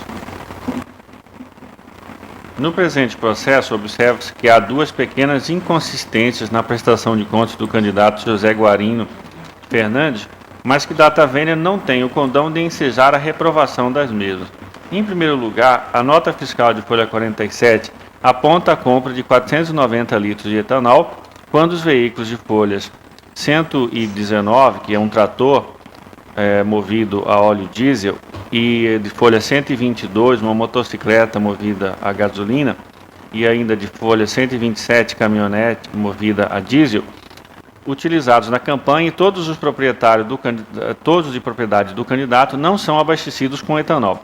No meu sentir, trata-se de erro formal no preenchimento da nota fiscal, plenamente corrigido pela declaração de folha 219, equívoco esse que não compromete a comprovação da regularidade da despesa realizada com recursos de origem lícita e liquidada de maneira prevista na legislação, através de cheque. Nos termos do artigo 38 da resolução que cuida da matéria, erros formais ou materiais corrigidos e irrelevantes não implicam a desaprovação da prestação de contas. Além disso, a motocicleta Honda XRE 300, de propriedade do próprio candidato e utilizada a partir de 29 de julho de 2010, em razão de contemplação em sorteio, é objeto de consórcio de veículo adquirido pelo requerente desde 29 de dezembro de 2008, conforme extrato de folha 212 e 215 que estão nos autos. Não se vislumbra na espécie dos fatos violação ao disposto na resolução do TSE. Novamente, não há qualquer ilicitude na origem do recurso. Com essas considerações e com base na legislação pertinente, pedindo vênia ao Ministério Público Eleitoral, aprovo com ressalva a prestação de contas do candidato José Guarino Fernandes referente ao pleito de 2010. É como voto, senhor presidente. Doutor André Luiz Andrade Pozzetti, como vota Vossa Excelência? De acordo com o relator, senhor Doutor presidente. Francisco Alexandre Fernandes. Relator, senhor presidente. Desembargador Gerson Paes, como voto? Voto com o relator, senhor Doutor presidente. Samuel Franco da Lia, como vota? Se tratando apenas de erro formal, que não tem o condão de desaprovar contas, eu acompanho o eminente relator. O Tribunal, por Votando pela aprovação unanimidade, das contas. Correto. proveu o recurso para aprovar com ressalvas as contas do recorrente, nos termos do voto do relator. O parecer pela desaprovação das contas. Esse é o resultado. Tem mais um pedido? Então, retornemos à ordinariedade da pauta, nenhum pedido mais de preferência. O terceiro da pauta, o doutor Francisco Alexandre Ferreira Mendes Neto, Vossa Excelência é o relator do terceiro. Processo 51455-2011, o recurso eleitoral, doação de recursos acima do limite legal. Recorrente é Nestor Docena Grando, recorrido ao Ministério Público Eleitoral. Parecer pelo afastamento da preliminar de decadência, no mérito pelo provimento parcial do recurso para adequação da pena de multa ao real valor doado. Desculpa, em excesso. Com a palavra, eminente relator. Senhor presidente, chegou há pouco a petição do recorrente, levantando uma questão de ordem pública, então solicito só que seja adiado. Adiamento? Próxima sessão, Está terça-feira. adiado, então, a pedido do relator em razão do pleito escrito nos autos feito pelo recorrente. Para análise, né? O quarto da pauta, processo 375-2012, recurso eleitoral relativo à filiação partidária, duplicidade. São Félix do Araguaia, recorrente Denner César Gonçalves, recorrente do Ministério Público Eleitoral. Pela anulação do processo, para o recorrente, os partidos políticos aos quais supostamente esteja afiliado sejam notificados para a manifestação na primeira instância. Relatoria do eminente Dr. André Luiz Andrade Posetti, quem passa a palavra. Obrigado, senhor presidente. Trata-se de recurso interposto por Denner César Gonçalves em face da decisão do juízo da 15ª Zona Eleitoral, que declarou nulas ambas as filiações do recorrente, quais sejam o Partido da Social Democracia Brasileira, que teria ocorrido em 28 de 3 de 99, e no PMDB, Partido do Movimento Democrático Brasileiro, em 3 de 10 de 2011. Pugna ao final pela reforma da sentença, a fim de que seja mantida esta última. Em contra-razões, o Ministério Público se manifestou pelo desprovimento do recurso. A douta Procuradoria Regional Eleitoral manifestou-se pela anulação do processo a partir de sua gênese, por ausência de documento nos autos que comprove a notificação do recorrente e dos partidos políticos, na forma preconizada no artigo 12 da Resolução 23.117, a fim de que se manifestem sobre a suposta dupla filiação constatada. É o sucinto relatório, senhor presidente. O relatório mantido parecer escrito pela douta procuradora. Palavra.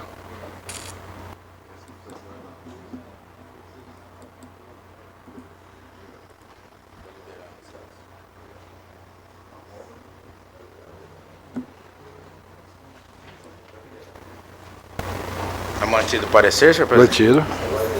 Liberou. Passo ao voto. Em análise aos autos, verifico que a relação dos filiados sob júdice, extraída do sistema Filia Web, fora objeto do edital número 12/2011 da 15ª Zona, no qual consta o nome do recorrente como um dos notificados. A resolução do TSE 23.117 prevê que o procedimento de apuração de dupla filiação partidária deve se dar por meio de notificação ao filiado, por via postal, na mesma linha do Código de Processo Civil, ao endereço constante no cadastro eleitoral e aos partidos envolvidos pela rede mundial de computadores. A previsão normativa de envio da carta pelo TSE, como muito bem frisou a ilustrada Procuradoria, não supre a necessidade de efetiva comprovação da notificação pessoal, que é pressuposto da existência do processo. Extrai-se dos autos que o juízo de piso não se atentou para esse importante regramento, procedendo à notificação do recorrente, dentre outros, apenas por via edital. Inexiste também a comprovação da notificação aos partidos PSDB e PMDB na forma do sobredito comando, mas somente pela via editalícia. Diante da ausência de manifestação desses interessados, o R-Juízo exarou sentença às folhas 78 a 89, na qual declarou nulas ambas as filiações de vários eleitores, a exemplo do ora recorrente.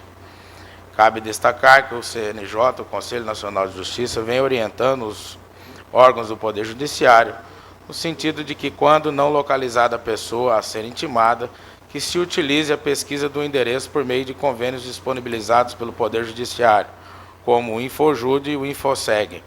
Como última alternativa, aí sim o edital. Em que pese ainda não se ter notícia desses convênios na seara eleitoral, o disciplinamento daquele órgão reforça a hipótese de que lançar mão do edital para fins de notificação do eleitor filiado configura opção viável quando restarem frustradas as demais. Por outro lado, com relação aos partidos, a inobservância da notificação revela falha de natureza grave, vez que é inegável o interesse das agremiações partidárias em ao menos conhecer os processos de dupla filiação nos quais estavam envolvidos, a fim de deliberarem pela manifestação ou não dos respectivos autos, pugnando pela manutenção da filiação do eleitor ou informar ao juízo eleitoral que aquela filiação jamais existiu. Mesmo porque a emissão da lista de filiados que alimenta o sistema Filia Web da Justiça Eleitoral cabe a essas agremiações. No caso em exame, o recorrente alega não ter havido a primeira filiação, o PSDB da cidade de Aparecida do Rancho Doce, Goiás. Contudo, inexiste posicionamento desse partido, nem tampouco a sua intimação para falar aos autos. Verifica-se ainda um vício na sentença objurgada quando na parte dispositiva assim determina, verbis, abre aspas, expressa-se mandados de intimação da sentença aos eleitores que se manifestaram nos autos, fecha aspas. Trata-se, portanto, de verdadeira afronta aos princípios constitucionais do contraditório e da ampla defesa, que maculam a decisão em comento, além de se constituir ofensa ao princípio da igualdade jurídica, na medida em que oferece tratamento diferenciado aos eleitores envolvidos na suposta duplicidade, notificando-se por meio de mandados de intimação e outros não. A certidão de folha 160, firmada pela chefia do cartório da 15ª Zona Eleitoral, ratifica o cumprimento daquela determinação quando presta informação nos seguintes termos. Aspas, informo que os processos de duplicidade, pluralidade de filiação partidária foram autuados nessa zona por município que, conforme determinado na parte final da sentença, folha 133 e 34, foram expedidos mandados de intimação desta sentença aos eleitores que se manifestaram nos autos, fecha aspas. Por tais razões, corroborado pela ausência de intimação dos partidos para se manifestarem acerca da filiação do recorrente, possibilitando-lhes, inclusive a juntada dos documentos afetos à questão, tenho que a decisão combatida deve ser anulada. Nessa esteira, faço a juntada de 2 julgados e, com essas considerações, em harmonia com a douta Procuradoria Regional Eleitoral, eu estou conhecendo do recurso e votando pela anulação do processo desde a sua gênese, determinando o retorno dos autos à 15ª Zona Eleitoral para que se dê continuidade ao procedimento de verificação da dupla filiação do recorrente, com a urgência que o caso requer, na forma preconizada no artigo 12 da Resolução 23.117, de modo que os interessados, Denner, César Gonçalves e os partidos PMDB e PSDB sejam notificados para se manifestarem e tragam aos autos informações da ocorrência ou não da dupla filiação, prosseguindo-se o feito até seus ulteriores termos. É como estou votando, senhor presidente. Mas, para alguma divergência? Acho que o voto está disponibilizado, não? Todos de acordo? Então, o Tribunal, por unanimidade, acolheu a preliminar nulidade processual nos termos do voto do relator, a decisão em consonância com o parecer ministerial. Relatoria do Dr. Francisco Alexandre Ferreira Mendes Neto, o processo número 28/2009. Está apresentando aqui como o 9º, né, na nossa eletrônica aqui. Prestação de contas anual do PSDC, exercício 2008, Josmar Oliveira Alderete é o presidente do partido, que é o requerente. Parecer pela desaprovação, com aplicação da sanção de suspensão do repasse de novas cotas do fundo partidário. Doutor Francisco, Vossa Excelência está com a palavra. Relatório. Trata-se dos autos de prestação de contas anual do Partido Social Democrata Cristão, relativo ao exercício 2008. As contas em questão foram apresentadas à Justiça Eleitoral em 30 de abril de 2009. A folha 44 e 46, a Coordenadoria de Controle Interno e Editoria elaborou o relatório técnico preliminar, no qual apontou várias impropriedades nas contas do requerente. Intimada, a administração partidária manteve silente. Folha 57 e 59. Em parecer técnico confeccionado à folha 63, a Coordenadoria de Controle Interno e Auditoria opinou pela desaprovação das contas. Realizada a intimação ao requerente, foi apresentada a manifestação de folha 83/119. Em um segundo parecer técnico, confeccionado a folha 122/126, a Coordenadoria de Controle Interno e Auditoria ratificou o parecer anterior pela desaprovação das contas, com fundamento nas seguintes razões. Letra A, ausência de registro contábil e avaliação de recursos estimáveis em dinheiro do imóvel cedido para funcionamento do escritório do partido e aos honorários do profissional contábil que elaborou e subscreveu as peças da presente prestação de contas. Letra B, ausência de trânsito da receita financeira oferida por uma conta bancária específica. E letra C, parte da documentação apresentada não tinha aptidão jurídico-legal para a comprovação das respectivas despesas. Eis que em nome de terceiro. Novamente intimada para manifestar, a agremiação partidária mais uma vez silenciou-se. A douta Procuradoria Regional Eleitoral, em parecer de folha 140 e 141, opinou pela desaprovação das contas do Partido Social Democrata Cristão referentes ao exercício de 2008. Relatório. Mantido? Mantido escrito a palavra. Voto. O partido apresentou suas contas no dia 30 de abril de 2009, em consonância com o artigo 32 da Lei 9.096/95, que prevê aquela data limite para tal obrigação. O Partido Social Democrata Cristão não supriu nem esclareceu as irregularidades detectadas em suas contas, conforme descrito nos relatórios confeccionados pela Coordenadoria de Controle Interno e Editoria, em número de 3 no total. A Coordenadoria de Controle Interno e Editoria, por meio do terceiro parecer proferido nestes autos, a folha 122 e 126, opinou pela desaprovação das contas em virtude da incoerência e inconsistência dos dados analisados. Várias irregularidades não foram sanadas pelo requerente, conforme descrito a seguir. Número 1. Ausência de escrituração de doações estimáveis em dinheiro referentes ao imóvel cedido para o funcionamento do escritório do partido e aos honorários do profissional contábil que elaborou as peças de prestação de contas. Intimado para regularizar os registros relativos ao imóvel cedido pelo presidente da agremiação, Sr. Josmar Oliveira Alderete, houve ajuntado aos autos o termo de cessão do imóvel. Todavia, do termo não consta a avaliação da referida cessão, segundo os valores de mercado, nos termos exigidos pelo artigo 4º, parágrafo 3º, inciso 1 da Resolução 21.841/2004 TSE, abaixo citado.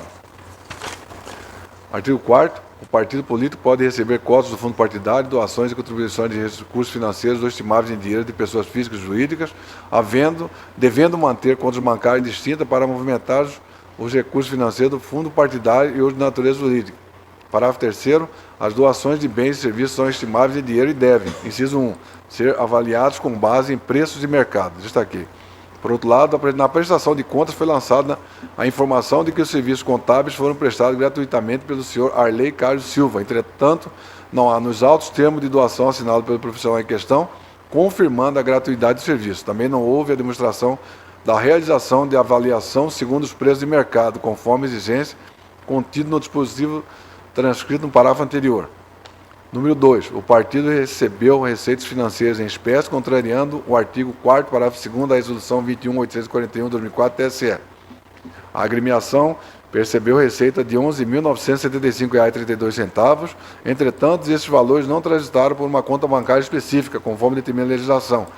A administração partidária tentou justificar-se, alegando que não houve movimentação de conta corrente, tendo em vista que o partido não regularizou seu registro no CNPJ. A falta constitui afronta ao artigo 4º, parágrafo 2º da Resolução 21.841 TSE, comprometendo a transferência das contas. Aqui eu transcrevo também esse artigo, parágrafo 2º da Resolução 21.841/2004 TSE. Número 3. a ausência de documentos hábeis para legitimar a despesa com prestação de serviço telefônico. O partido apresentou faturas telefônicas relativas a 2 terminais em nome de Cosmo Martins Ferreira, contrariando o artigo 9º caput, inciso 1 da Resolução 21.841/2004, que afirma que a comprovação das despesas deve ser realizada com documentos emitidos em nome do partido, conforme excerto abaixo. Artigo 9º, transcrevo aqui. A comprovação da despesa deve ser realizada pelos documentos abaixo indicados, originais da fotocópia autenticadas, emitidos em nome do partido político sem emenda ou rasura, referente aos exercícios de exame e discriminados por natureza do serviço prestado ou do material adquirido.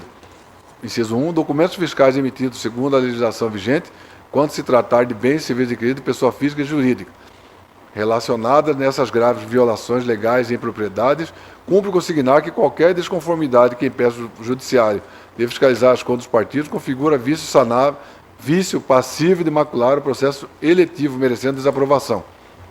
No presente caso, não obstante as oportunidades concedidas ao partido para sanar e justificar as irregularidades apontadas, estas não restaram frutíferas, posto que o PSDC não se desincumbiu regularmente das diligências que lhe foram atribuídas. As impropriedades apuradas, ao final, são de natureza insanável, já que evidenciam que o Partido Social Democrático Cristão impediu o efetivo conhecimento pela Justiça Eleitoral das receitas e despesas relacionadas no ano de 2008, tornando inviável a regulação de suas contas. Ante essas considerações, e restando demonstrado que as irregularidades encontradas nas contas da agremiação partidária são insanáveis, e ainda com fulcro no artigo 39, inciso 3 da Resolução TSE nº 22.250/2006, voto pela rejeição das contas do Partido Social Democrático Cristão referente ao exercício 2008, em harmonia com o parecer ministerial. Via de consequência, fixa o prazo de 4 meses de suspensão para o recebimento de cotas do fundo partidário do requerente, como medida sancionadora, com respaldo no parágrafo 3º do artigo 37 da Lei 9.096/95, cuja redação foi recentemente incluída pela Lei 12.034 de 2009. Com o voto, senhor presidente. Doutor Jéssica Ferreira Paz, com o voto. Presidente, não tendo sido supridas as irregularidades apresentadas, eu também penso que as contas não podem ter aprovado, por isso acompanho os outros relatos. Doutor Samuel Franco do Júnior, com o voto, excelência. Acompanho o relator. Relator, doutor Pedro Francisco da Silva, com o voto. Acompanhe o senhor relator. André Posetti, com o voto. De acordo com a Tribunal, integralidade. por unanimidade, desaprovou as contas nos termos do voto do relator e decisão em consonância com o parecer, né? Também de vossa relatoria, doutor Francisco Alexandre Ferreira Mendes Neto, o processo 460/2012. 10º da pauta já eletrônica aqui. Recurso eleitoral relativo à filiação partidária e duplicidade. Raimundo Dias Campos, o recorrente, recorrido ao Ministério Público Eleitoral, pelo desprovimento para que seja mantida a decisão de primeiro grau, que declarou nulas as filiações partidárias do recorrente ao parecer ministerial. Palavra do doutor relator. Relatório. Curte de recurso nominal interposto por Raimundo Dias Campos contra a respeitável decisão proferida pelo mesmo juízo da 15ª Zona Eleitoral, que declarou nulas as 2 filiações partidárias verificadas no sistema Elo em nome do recorrente. A folha 6580 foi juntada em edital número 12 de 2011, publicado em 3 de novembro de 2011, com a finalidade de citar os representantes dos partidos políticos candidatos, para que os mesmos se manifestassem até 9 de setembro de 2011 sobre a duplicidade de filiação indicada pelo sistema Filial Web. Raimundo Dias Campos apresentou defesa, a folha 57 e 58, alegando que comunicou o seu desligamento ao presidente do Partido Democrático Trabalhista, consoante demonstra o documento de folha 60. Do sistema Elo, consta informações de que o recorrente filiou-se ao Partido Democrático Trabalhista em 5 de outubro de 2007 e ao Democratas em 12 de setembro de 2011. O seu pedido de desfiliação foi entregue ao PDT em 12 de setembro de 2011, todavia não houve comunicação à Justiça Eleitoral. Em seu recurso, o recorrente sustentou em síntese que comunicou sua desfiliação ao presidente do Partido Democrático Trabalhista em 12 de setembro de 2011, bem como que os filiados são geralmente pessoas simples que não dispõem de conhecimento técnico jurídico suficiente no procedimento da distribuição de requerimento de desfiliação. Ao fim, requereu o provimento do seu recurso para que seja reformada a decisão de primeira instância e deferida a sua filiação ao Partido Democrata. Nas contrarrazões, o Ministério Público, de primeira instância, pugna pelo improvimento do recurso por entender que o eleitor não comunicou à Justiça Eleitoral a sua desfiliação ao Partido Democrata Trabalhista. E o doutor Procurador Regional Eleitoral opinou pelo desprovimento do recurso para que seja mantida a sentença, que declarou nulas as filiações de Raimundo Dias Campos ao Partido Democrata Trabalhista e ao Partido Democratas. Relatório, senhor presidente. Mantido o parecer. Caso simples, né? Pode ficar. Voto. Extrai-se da Lei de Partidos Políticos, em seu artigo 21, que compete ao filiado fazer a comunicação por escrito ao partido da Justiça Eleitoral de seu desligamento da agremiação partidária. Transcreva-se esse artigo, o artigo 21. Já o artigo 22, parágrafo da Lei Federal 9.096/95, estabelece o seguinte: quem se filia a outro partido deve fazer comunicação ao partido e ao juiz de sua respectiva zona eleitoral para cancelar sua filiação. Se não o fizer no dia imediato e ao da nova filiação, fica configurado dupla filiação, sendo ambas consideradas nula para todos os efeitos. Fecho aspas. No caso dos autos, pelo que se extrai do relatório de folha 7 do sistema ELO, o recorrente filiou-se ao Partido Democrata em 12 de setembro de 2011, mesmo já sendo filiado ao Partido Democrata Trabalhista desde 5 de outubro de 2007. O próprio recorrente cuidou de demonstrar nos autos que a direção do PDT tomou ciência do seu requerimento de desfiliação em 12 de setembro de 2011, como se vê a folha 60. Todavia, não comunicou ao juiz eleitoral a sua desfiliação, conforme exige o artigo 21 da Lei dos Partidos Políticos. Como se extrai dos artigos 21 e 22 da Lei 9.096/95, a desfiliação só se opera depois de providenciadas as comunicações escritas ao partido e à Justiça Eleitoral, até o dia imediato ao da nova filiação, incumbindo ao próprio filiado onde de provar que o fez em tempo hábil. Transcrevo o artigo 22 aqui. Se a lei impõe a obrigatoriedade de dupla comunicação ao partido e à Justiça Eleitoral, não cabe à Justiça Eleitoral fazer interpretação diversa, uma vez que o ato de desfiliação somente se aperfeiçoa com o cumprimento de ambas comunicações. Pelos mesmos fundamentos, não há como agasalhar a tese sustentada pelo recorrente de que os filiados são geralmente pessoas simples, que não têm conhecimento técnico e jurídico suficiente no procedimento da distribuição do requerimento de desfiliação, uma vez que ninguém pode se excusar de cumprir a lei com base no seu desconhecimento. Na espécie, vise o axioma: ignorância lese nemine excusate. Ninguém se excusa de cumprir a lei alegando que não a conhece. Artigo 3º da lei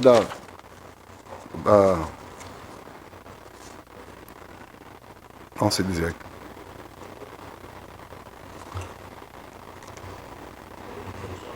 Código Civil.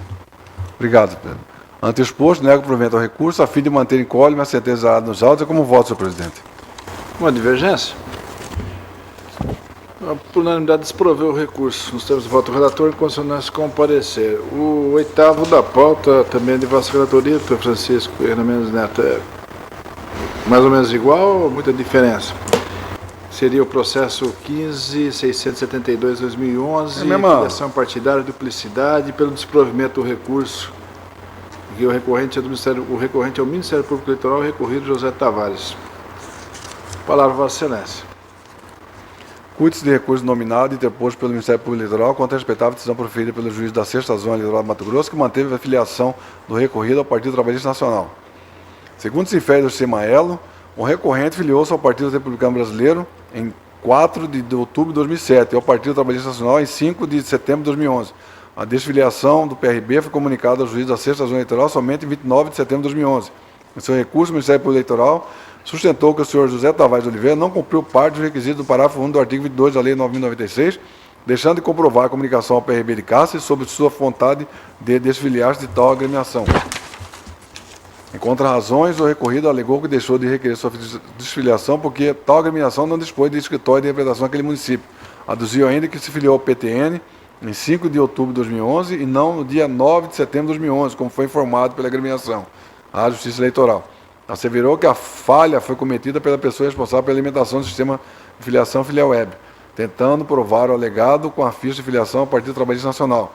O doutor Procurador-Geral Eleitoral opinou pelo desprovimento do recurso para que seja mantida a sentença de primeiro grau e considerada regular a filiação de José Tavares de Oliveira ao Partido Trabalhista Nacional. É o relatório, senhor presidente. Parecer mantido, parecer escrito. Voto. Extrai-se da Lei dos Partidos Políticos, em seu artigo 21, que compete ao filiado fazer a comunicação por escrito ao Partido da Justiça Eleitoral de seu desligamento da agremiação partidária, como se vê abaixo. Transcrevi o artigo 21 e também transcrevi aqui o artigo 22, parágrafo 1 da Lei 9.095, acerca da obrigatoriedade do filiado. O recorrente alegou que o recorrido não teria comprovado nos autos a comunicação ao PRB sobre o seu desejo de desligar-se de seu partido. Contudo, conforme informou o doutor Procurador Eleitoral, A comissão provisória da agremiação em questão está desativada desde outubro de 2010, não sendo razoável, existe algo impossível de ser realizado. Vejamos, abro aspas. No mérito, o presente recurso não merece prosperar, isto porque, em pesquisa ao sítio eletrônico do TSE, constata-se que a comissão provisória do Partido Republicano Brasileiro de Castro está desativada desde outubro de 2010, daí que é impossível exigir do eleitor que faça comunicação de que trata o artigo 13 da resolução TSE 23.117/2009 ao partido que se pretende desfiliar. Fecho aspas. Ademais, o parágrafo 5º do artigo 3 da resolução número 23.117/2009 dispensa o filiado do dever de informar o partido político acerca de seu desejo de desfiliar-se, quando ausente sede do partido político. Transcrevi aqui o artigo 13, caput e parágrafo 5º.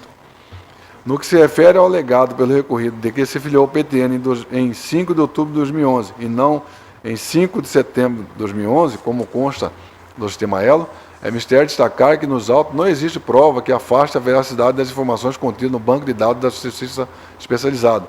Ante a ausência de prova robusta em sentido contrário, deve prevalecer as informações constantes do sistema eleitorais, que a propósito recebe informações dos próprios partidos políticos. Logo, é possível não reconhecer que José Tavares de Oliveira permaneceu filiado ao PRB e ao PTN, pelo período de 5 de setembro de 2011 a 29 de setembro de 2011. Todavia, a orientação do Tribunal Superior Eleitoral é no sentido de que a comunicação de desfiliação à zona eleitoral e ao respectivo partido político, realizada antes do envio das listas, aqui à luz do artigo 19 da Lei 9.096/95, descaracteriza a dupla filiação partidária. Transcrevo aqui um julgado nesse sentido da relatoria do ministro Arnaldo Veciani. Quanto à questão posta de julgamento, o doutor Procurador-Geral assim manifestou, abro aspas, logo, teoricamente, o recorrido encontrou-se registrado nos dois partidos, PRB e PTN, por 24 dias. Todavia, como já exposto, a jurisprudência atual entende não haver dupla militância, se o nome do candidato desfiliado não mais consta da lista encaminhada pela agremiação à Justiça Eleitoral, ou se o candidato tenha feito comunicação de sua desfiliação à Justiça Eleitoral e à agremiação partidária antes do envio das listas a que se refere o artigo 19 da Lei 9.096/95. Fecho aspas.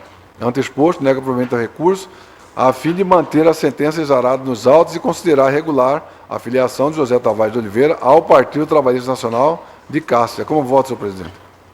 Divergência? Tribunal de acordo. Por unanimidade, desproveu os termos no recurso sobre os termos do voto do relator. O parecer ministerial é pelo desprovimento do recurso.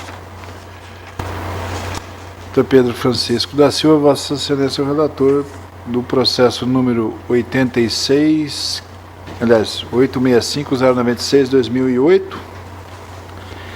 Trata-se de um recurso de prestação eleitoral e prestação de contas de candidato, recorrente Gilmar Frange, recorrido ao Ministério Público Eleitoral.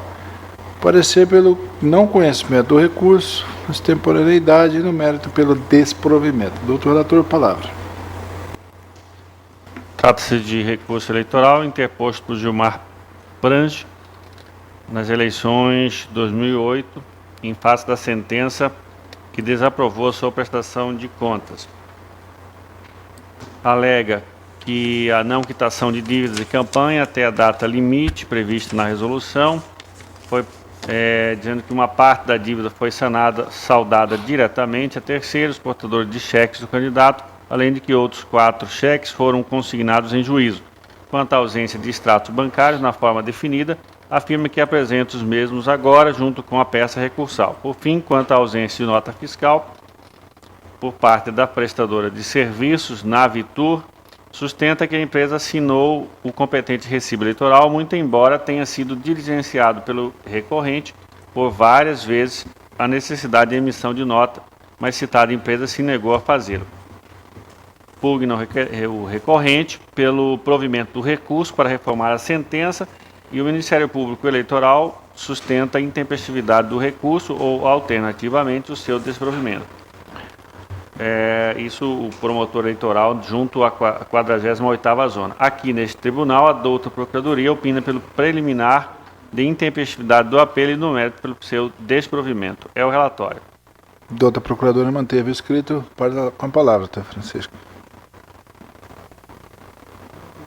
Eu estou aqui acolhendo a preliminar de intempestividade, tendo em vista que o recorrente foi intimado no dia 2 de maio de 2011, conforme está nos autos.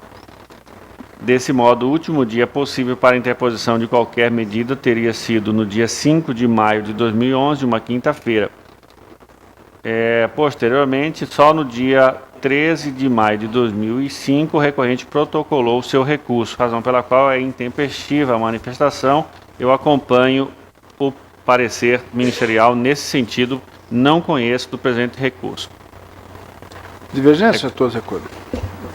De acordo com o relator, senhor. Não, por unanimidade, não conheceu do recurso e faça sua intempestividade. Decisão em consonância com o parecer.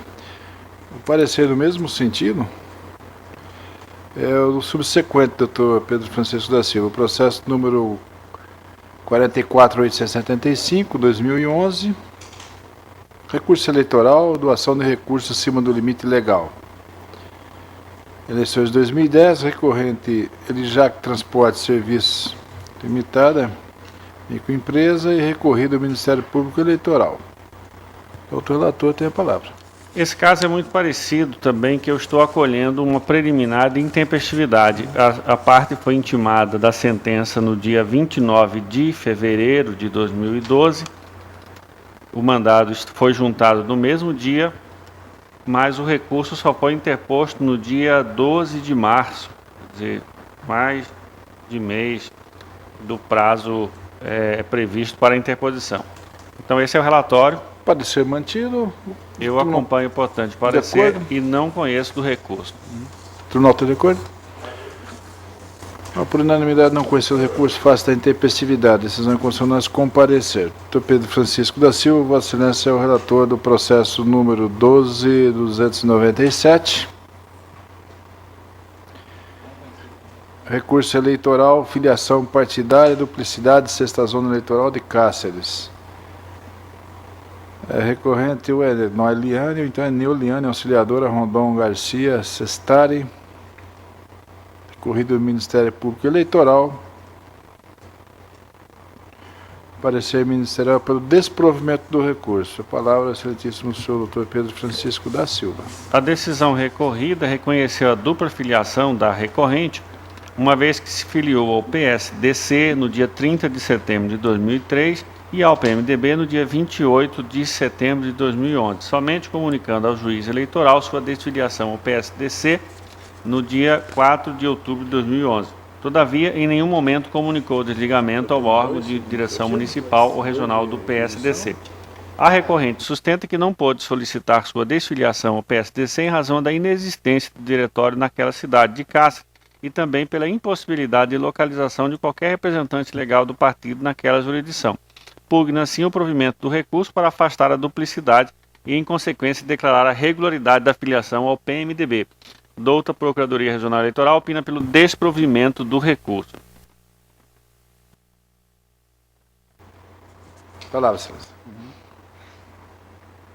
Compulsando os autos, conclui-se que a sentença do juízo da sexta zona eleitoral não merece reparo. Se não vejamos, a recorrente Neuliane Auxiliadora filiou-se ao PSDC no dia 30 de setembro de 2003. Depois, mais precisamente, em 28 de setembro do mesmo ano, ou melhor, de 2011, filiou-se ao PMDB, sendo comunicado ao juízo eleitoral seu desligamento somente na data do dia 4/10 de 2011. Entretanto, a recorrente não comunicou ao diretório municipal, ou mesmo ao seu presidente, ou ainda ao diretório regional, o seu desejo de desfiliar-se da agremiação. Não causa espanto, portanto, que o PSDC de Cáceres tenha mantido o nome da recorrente em sua lista de filiados. Observa-se que a não comunicação à agremiação partidária do seu intento de desligamento, a recorrente restou filiada aos dois partidos. Instada a salientar que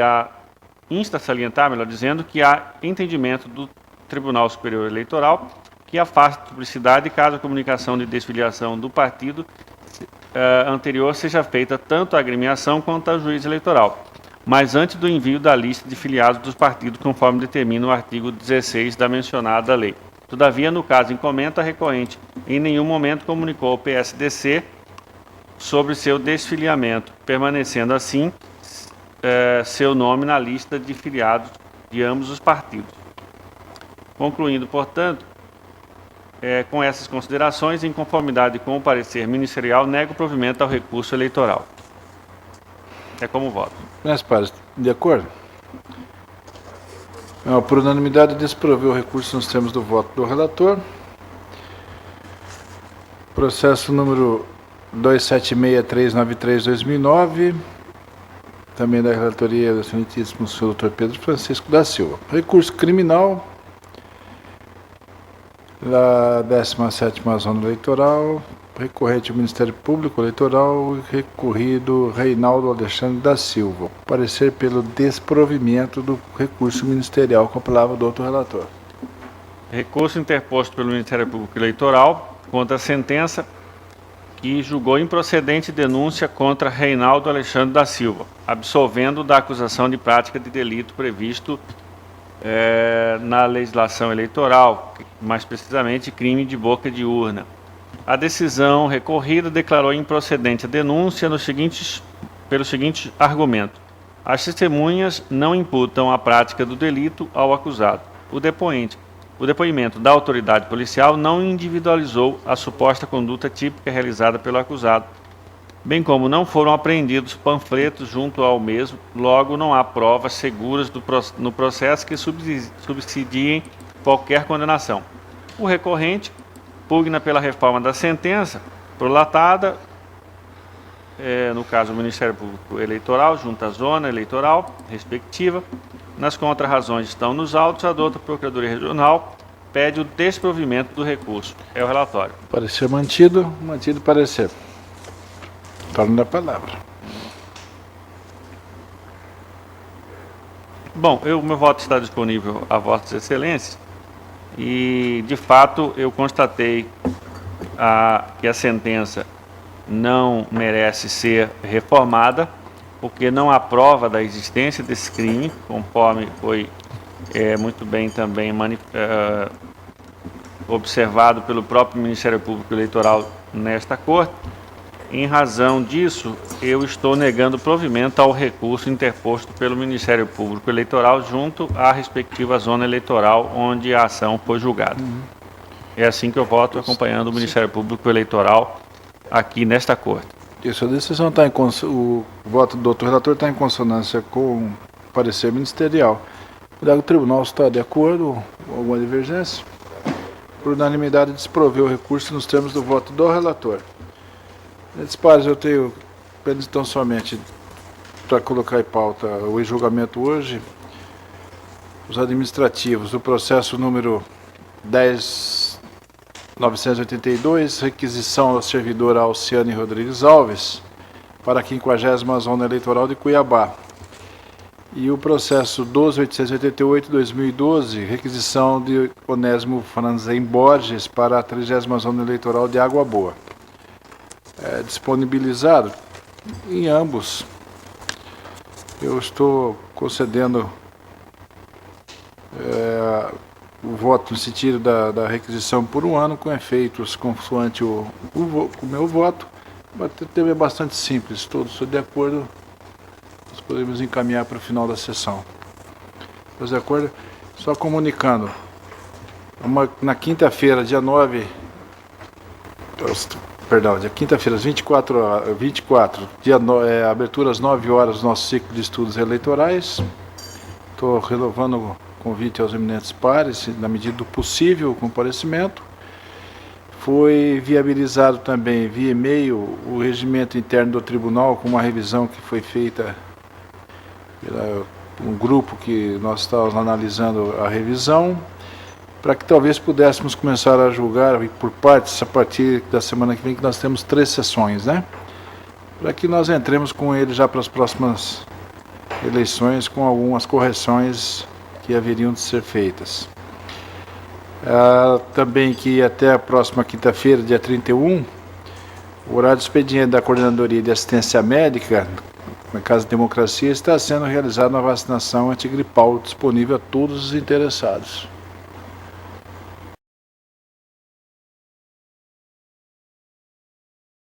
Nada mais havendo, então agradeço e declaro encerrada a presente sessão.